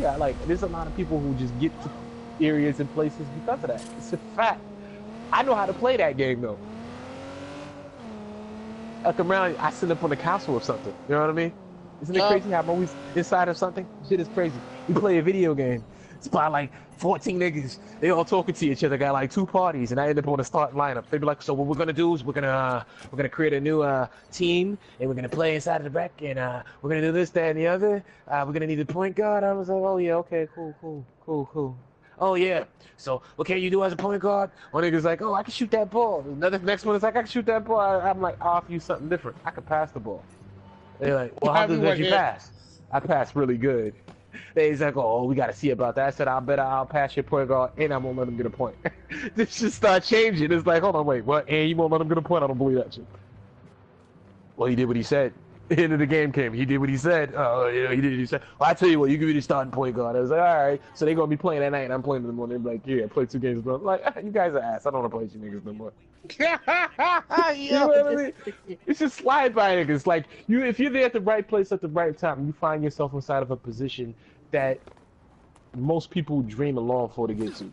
Isn't it crazy and ironic that inside of the corporate sector, you have individuals who come in as consultants and advisors who end up taking the positions of chief financial officer or chief information officer? Isn't it weird? That's so weird. You got people that's working their asses off talking about, I worked for this company for 10 years. And I've been your CPA and accounted for 10 years. And one nigga just comes in there whistling. He gives you a beer and he gives you some advice and says, you should fire that bitch. You want to make him my boss? Quick. Y'all, man, coming there eating peanuts. Laughing with the boss. Talking about, listen, let me tell you what it is real quick. That bitch is stupid. What? It's crazy because I call, you know, there has to be some type of title we have to give these type of individuals. We can't call them slick. All right. Even though they are slick in nature. We can't call them deceptive. Even though they're deceptive in nature, we have to give them a title like, can't call them a rat because they're not a snitch. They're in that category of rodent. You know what I mean? He's a rat. He's a scavenger. In fact, we call him can't even call him a user. It's just that person that's there, right? And they know that's there. He knows all this information. There's so many of them that exist. It's crazy. At one point, I was one of them. I was like, how did I get here? You start looking around, but how the hell?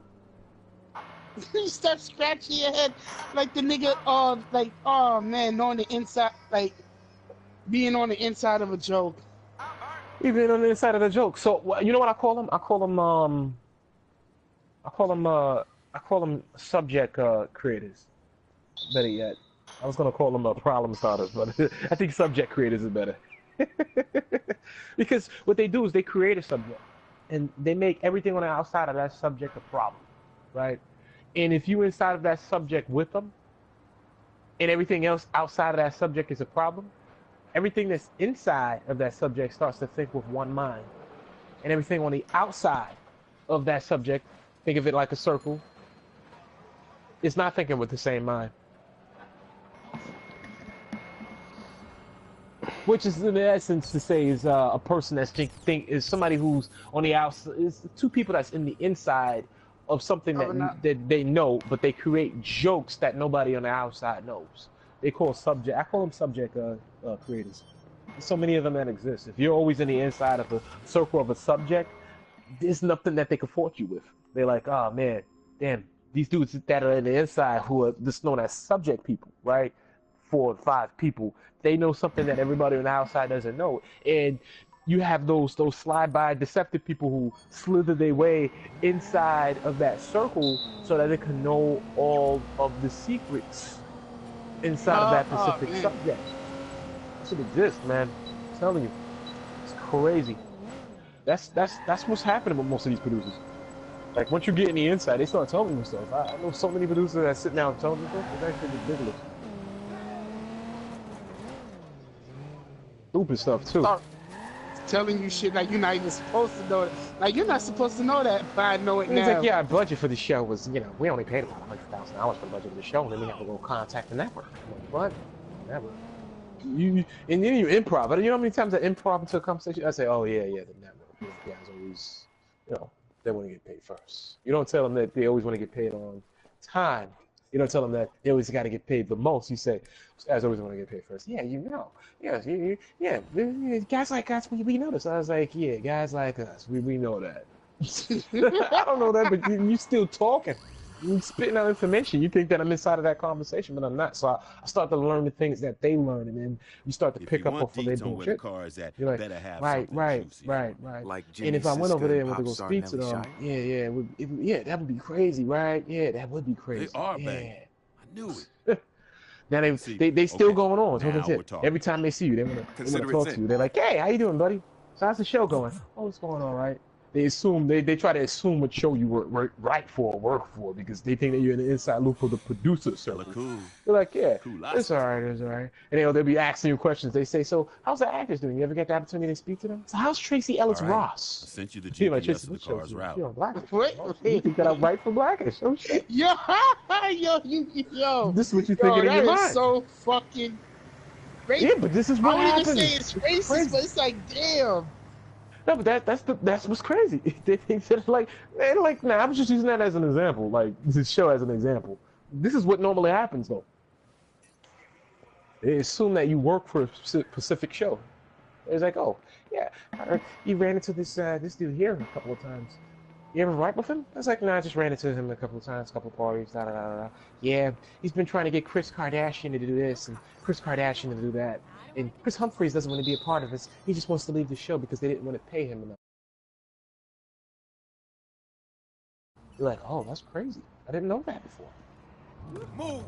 You're like, hold on, wait a minute, that shit was fake? In your mind, you're like, hold on, wait, that shit was fake? Wait, the whole marriage is fake? Really get married. Yeah. Yeah, those are the things that you hear.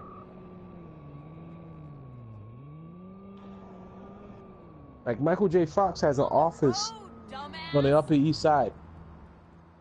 That's also his home. He did renovation and brought out like two, oh man, he has an office, nothing but Emmys in there, and I'm like, damn, it's crazy. And that's all he talks about with the producers. And it be them some of the most, like you have like show producers, and you have like some of the most powerful producers inside the world. I'm talking like network executive producers. Dudes are networks for MSNBC, network producers for ABC. Oh man, most powerful network producer I ever met. I never met the NBC producers. I never met them. The most powerful one I ever met was a Spike TV producer. I was like, wow. This is during the time when Spike TV was actually a let's be honest, when they were really a network. That's what was going on. He said, damn, the only money that we're making is off of this goddamn TNA Impact Wrestling bullshit. Like, we ain't got no money. Well, fucking Ted Turner's over there all making their money on them. I need a show. I need more shows. So these are the guys that are giving the producers money. Now the question is where are they getting their money from? Like, the conversations get so deep that if you're in there with, like, the only level that you could really be at is at, like, network producing level. Excuse me, not show producing level. The network producers, they get funded from some foreign entity that they're probably getting funded from Satan himself. I don't know, but the money is like, you can't even talk to them. Like, if they're a part of, not a production meeting, but if they're a part of a party inside of the inner circle talking to other show producers and writers, when they leave that circle to go talk to other big-time network producers like a Ted Turner, the billionaires, at their parties, they're not talking about the same thing in those two parties. They're talking about something completely else. And I remember the craziest thing I have ever heard from one of them. And they were talking about how, you know, the boss didn't give them enough money, but they gave your network enough money. I was like, what? How did that happen? Yeah. Hold on, wait a minute. What? There's people that are over you? Like, hold on, wait a minute. You own the network. What do you mean you're a boss? Conversation stops. As soon as you start raising eyebrows, you're like, huh? Just totally, damn, they own the network. But they still These are got network a fucking owners, boss. but they got to adhere to somebody else. I'm like, where's that money coming from? How's that happening? Who is this rich nigga funding them? Yeah, like that's what I'm wondering, and this is the reason I took to these parties and sitting there talking to some of these producers. I was like, you know, your network producers getting their money from somebody, right? He's like, yeah, we heard of it. You know, like you can have these this is what they talk about. Have these conversations with these network producers. Like, I wonder where he's getting the money from. He's like, can't be from his company. You know, I know he owns all your rigs, but network doesn't pay him that much. I know, because I know the person who's doing the balance sheet fund. He's that same person that's talking about how they didn't have enough money in the budget to continue my shows, right? Like, you know? Yo, that's what they're arguing with. He's like, you seen the balance sheets? I'm like, where the hell are they getting this money? They can't be getting it from the FCC because the FCC only holds sanctions. Most of their money doesn't even come. It doesn't come from federal entities either. It's just like, where the hell are they getting their money from? My conclusion, it comes from aliens. I don't know, nigga. I really don't know. Oh, dude. But that is like the deepest joint I have ever. Like, yo, it's just ridiculous. Like, sometimes I get too deep into having conversations with some of these people, but that is like a ridiculous. That's just completely ridiculous. Wait, but the niggas that's funding and giving them the money, how are they making money off these shows? The shows itself, it makes money, right? So you have different types of cash that is made, right? So let's say, for instance, you open up a show, Trib opened up a show, and Infamous opened up a show. All of you have different shows in different areas, different categories. One is writing soap operas. Another one is writing some sitcom. And another person is he's doing reality TV like okay. Well, your money comes from airtime, and if you go into between airtime lines, you have to pay what's known as a penalty fee. That penalty fee is like for live shows, right? So this is a reality TV show. Trust me, I'm not the word. This is the reason why reality TV shows tend to work. Never notice that. One show may start at 1 o'clock and end at 1:30, and then they play a couple of commercials after that. Or it's like it's only like 15 minutes worth of show, and 10 minutes of it is like da da da. So if you go in between some of those timelines, you have to pay what's known as a penalty. So you pay what's known as a commercial penalty for advertisement promo. Like if Geico, imagine that. If Geico is in airtime, if Geico is, I gotta play Dragon Ball. If Geico is doing, if they're playing for airtime, and you're going over the show as a live show, then you have to then pay Geico, which the network never pays for. The show pays for it, right? The network, on the other hand, they get paid via ratings, and they also get paid via advertisement promos. So Geico, Verizon, all these commercials that get aired in between, that's how the network makes their money. And with the money that they make, they fund the TV shows, and they get a profit from what the TV shows are making as well, too. Here's the problem. They don't make enough money accumulated for accumulation of 24 hours to a year. In other words, the amount of money that they're making doesn't add up to the amount of money that is on their balance sheet. If their network makes more than $1 billion within inside of a year, it doesn't make sense that they made $5 billion inside their pocket. Yeah. See what I'm saying? Like if you're a 99-cent store in Brooklyn and your store only makes $400, right? Every month. Or let's say, for instance, they make about $50,000 a year, right? It doesn't make sense that your balance sheets, your ledgers and journals state that you made $500,000. That means somebody inserted money into the network. Now, if the billionaire who owns the network doesn't have $1 billion, where's that money coming from? Need for speed. Outside source. Comes from an outside source. No one knows who the outside sources are. They say it's not. Here's the thing. The problem is that they know it's not Wall Street billionaires, because Wall Street billionaires is they start getting hard and sexual, and they start to see stocks go up, and they don't want to risk their money on TV. they making the most lucrative path. Period, right? So, some way, somehow, there's some entity that's over them that they signed their life over to that is making money off of their shows. And that nigga continues to make money. They'll be like, yo, we need money for a new show. How much money am I gonna make? The biggest example of that is one of the best TV producers that all four of us probably inside of here know. His name is Vince McMahon and Kevin Dunn. Those guys make so much money. You know how much Vince is worth now? What is it? $3 billion? $3.1 billion? He just increased himself by $2 billion with his deal with NBC. He got his money from the network. Yeah, he's with NBC now. They just paid him like $2.something billion. Wait. How much did he It's the network that paid him. So what he is, he's a TV producer and a promoter.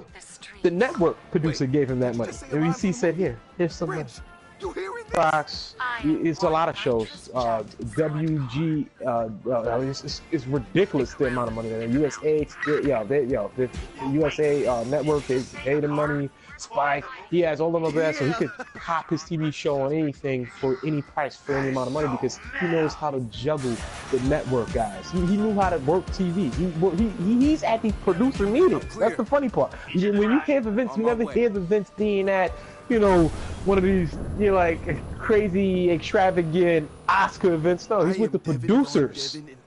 They said he's a shy guy. He actually is shy in person. I remember the first time I met him, he was in New York City trying to bail one of his wrestlers out of prison. Because he had a fight with somebody and the wrestler got his ass whooped too. Oh man, I think he had the bead cookie over his eye, yo. It's like, yo, I feel bad for him. I think they should fire that boy. Oh man, he can't take a hit. How you gonna go into fake wrestling and can't take a hit? Baby? What happens if Cena or Undertaker clips you for real because you fucked up on a move? Yeah, but he's the guy who has all of the network guys. He has them up the ass. The fact that they had enough money to pull $2 billion out of their ass to give to Vince, because he has a year's worth of evidence that he's worth that much. What Vince wants to do, he wants to get into that loop. He wants to get into that loop with Ted Turner, because Ted Turner is what we call a network producer, right? And he lost to a television producer. That was like the biggest loss that any TV network producer has ever lost.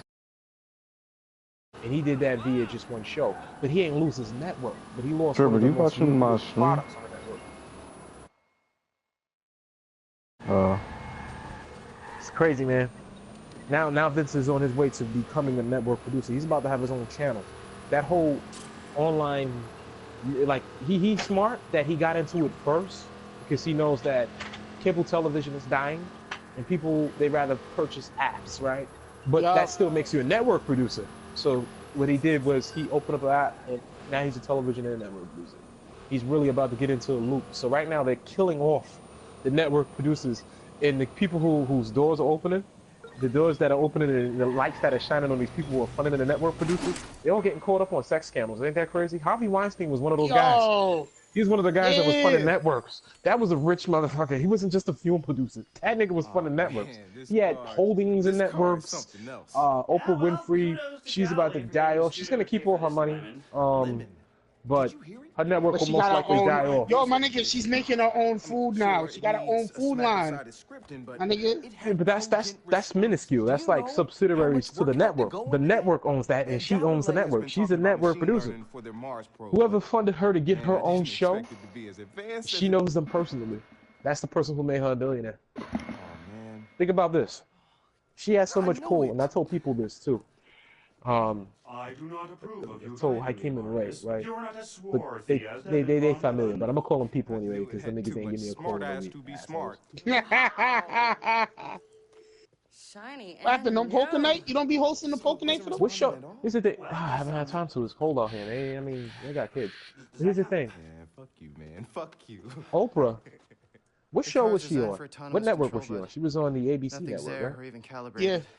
It's capable, but suboptimal. During the time that she was in her prime was in the early 2000s. That's what I'm talking about. When the World Tower dropped, you know that they continue airing her show during the time of the World Towers? You see how much pull she has, right? On every other channel, they show the towers dropping. Fix a smart car the space company. They didn't show it on ABC. Problem. Then there were times where George W. Bush, Barack Obama had came out on air on TV, and they had some things to say live, right? Show you how much pull this chick has. She never went off air during these segments. Do you know that the White House had to contact Oprah Winfrey and her secret network manager to tell her when should they announce the death of Osama bin Laden? What? They had to ask her for her permission. They said, when should we air that we killed Osama bin Laden? If you look at the time lapse of when Barack Obama announced that he was going to kill Osama bin Laden, they had to do it after the fact for show. Yo. She has so much pull Oprah. that the TV shows that came on after her, which are the old people TV shows, known as Jeopardy and Wheel of Fortune, that if she wanted to take their airtime, she could. Damn, Oprah. A lot of people don't understand who's really running the scenes. Like, there's some, I don't know who the hell she knows. But she's probably the closest person to making, because when you look at her line, the amount of money that she make, it doesn't add up to the amount of money that she's worth. The fact that she's a billionaire, what did she sell? Actually, I ask you, any person inside this party, how did Oprah become a billionaire? Besides TV producing, I know she did some investments. No, She had magazines. Her investment was vague. All of her money comes from her holdings. Her investments, it was all of her holdings. Meaning that somebody just gave her all that money. Yo. They did that over the years too. They said they're gonna keep on funding her through her TV show. But her TV show wasn't always #1. You had other people out there who had #1 hit TV shows. You know who else knows these network producers? Back to Steinfeld. You know his producer's name, right? His TV producer. His TV producer's name is Larry. Yeah. You remember? Said, oh, Larry got a lot of money. Larry got money all over. Yo, yeah, You see that inside the house? You see his money, right? Larry knows one of the producers. The fact that his show kept on airing, he became a billionaire off this show. You know, every last one of them in the 100 millions. Well, maybe the main three. That's the person who played Elaine and the person who played Steinfeld. It's only 3 of them that are like in the deep 100 millions, just based over reruns. And I guess the other ones are just like in the 100,000s. Oh, no. Jason Alexander got secret holdings too. That's the person who played George Costanza. He has money. Oh, he got money too? Very rich people. Yeah, these are dudes that extorted the producers. They extorted the network producers. They said if you took shit, like some of them even talk about it too. They did it in the show a couple of times. They started extorting the network producers. Matter of fact, I was watching one episode of Curb Your Enthusiasm. Yeah, they had a situation like that too. Listen, they had, you wanna know how bad it is? They had a network producer show up on it, and he had one of the actual funnies there. I was like, yo, I don't know who the hell is funding these network producers, but they're making way too much money. The fact that there's so much money inside of network producing is actually ridiculous. It's a product, and yeah, it does cost money. But the fact that it came out of thin air and given to somebody is like, nah, it has to be some foul play. No one has that much money in the world. There has to be like people not on Forbes list that are like funding these niggas. I don't know who it is. I'm telling you, it's some rich nigga out of fucking New Delhi funding these niggas too, man. I'm telling yo. Listen, they have people from England. I heard of a Scottish dude who, oh man, he has like control over Britain's television. Like, it's crazy. It's really crazy.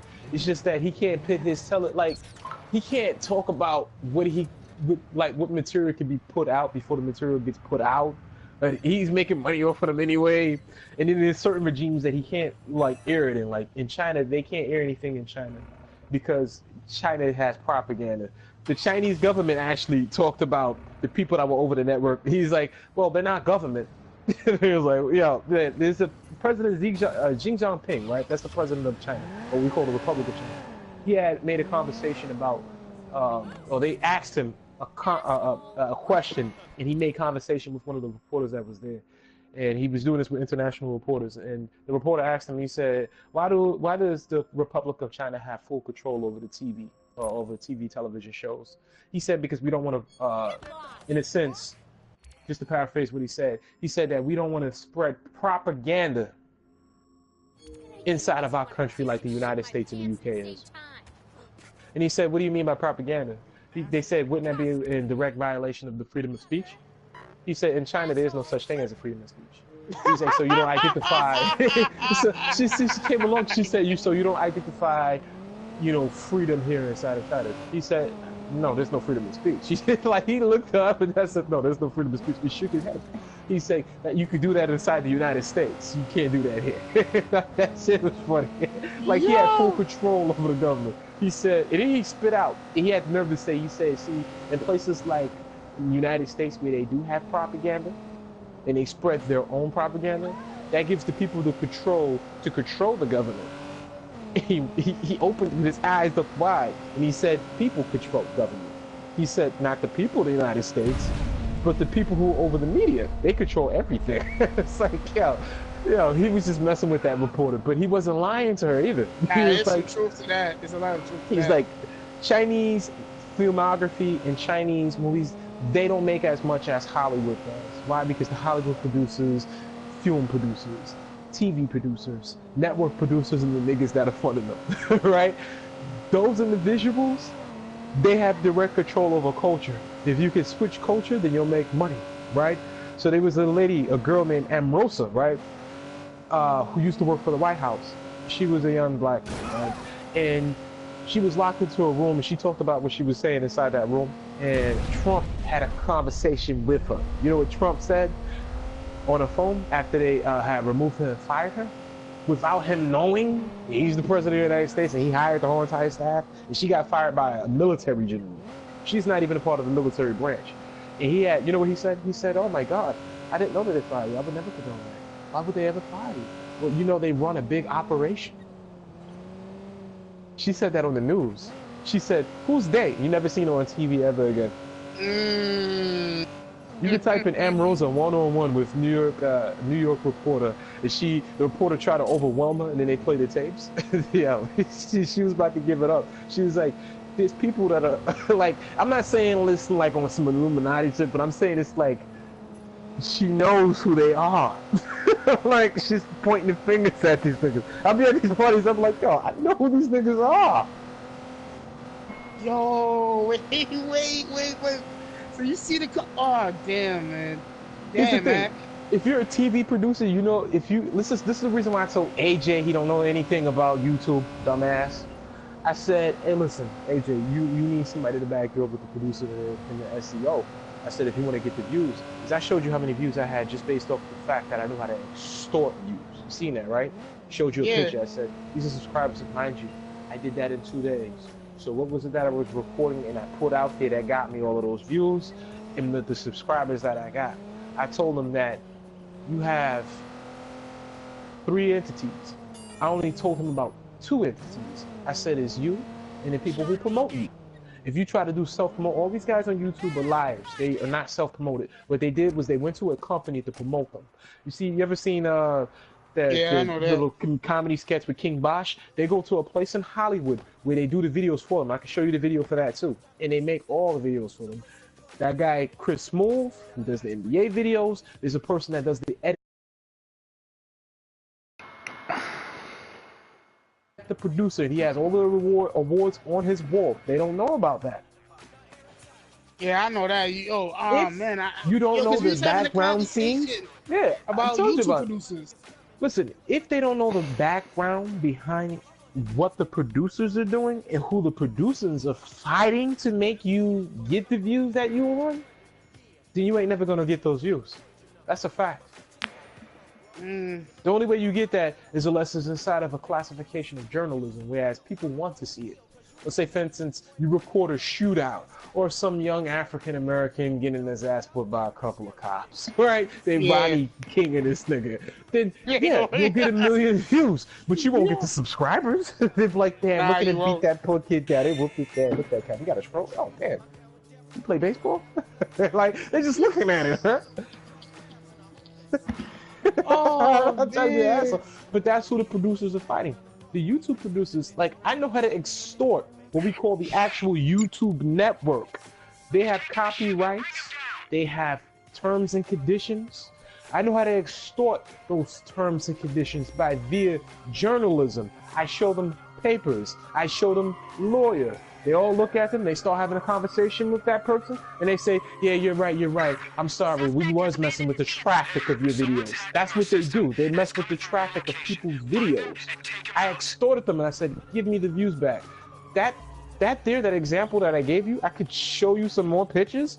Whereas in a conversation, I sent a letter. It was a via text conversation. I sent a letter to YouTube themselves and said, that's not the traffic that I had. They said, how could you tell the traffic that you were generating? I said, well, we all have the rights over our own channels, right? They said, you know, well, YouTube owns those channels. I said, well, FCC states that we own the channel, right? Unless we violate the terms and conditions of this. I said, you know, I'm a network agent, right? So I can read all the traffic that comes to my channel. He was like, what? Oh, no. Yo! Didn't end well for them. AJ don't know that. They could suppress them. You know how many times I looked at 2 of his videos and they suppressed the views? I looked at it 2 times in a row. It didn't budge 2 times as 2 views. Came back here 3 days later, it stayed on 3 views. He doesn't know how to talk to the producers and extort them for what they have. I could extort them. I'm like,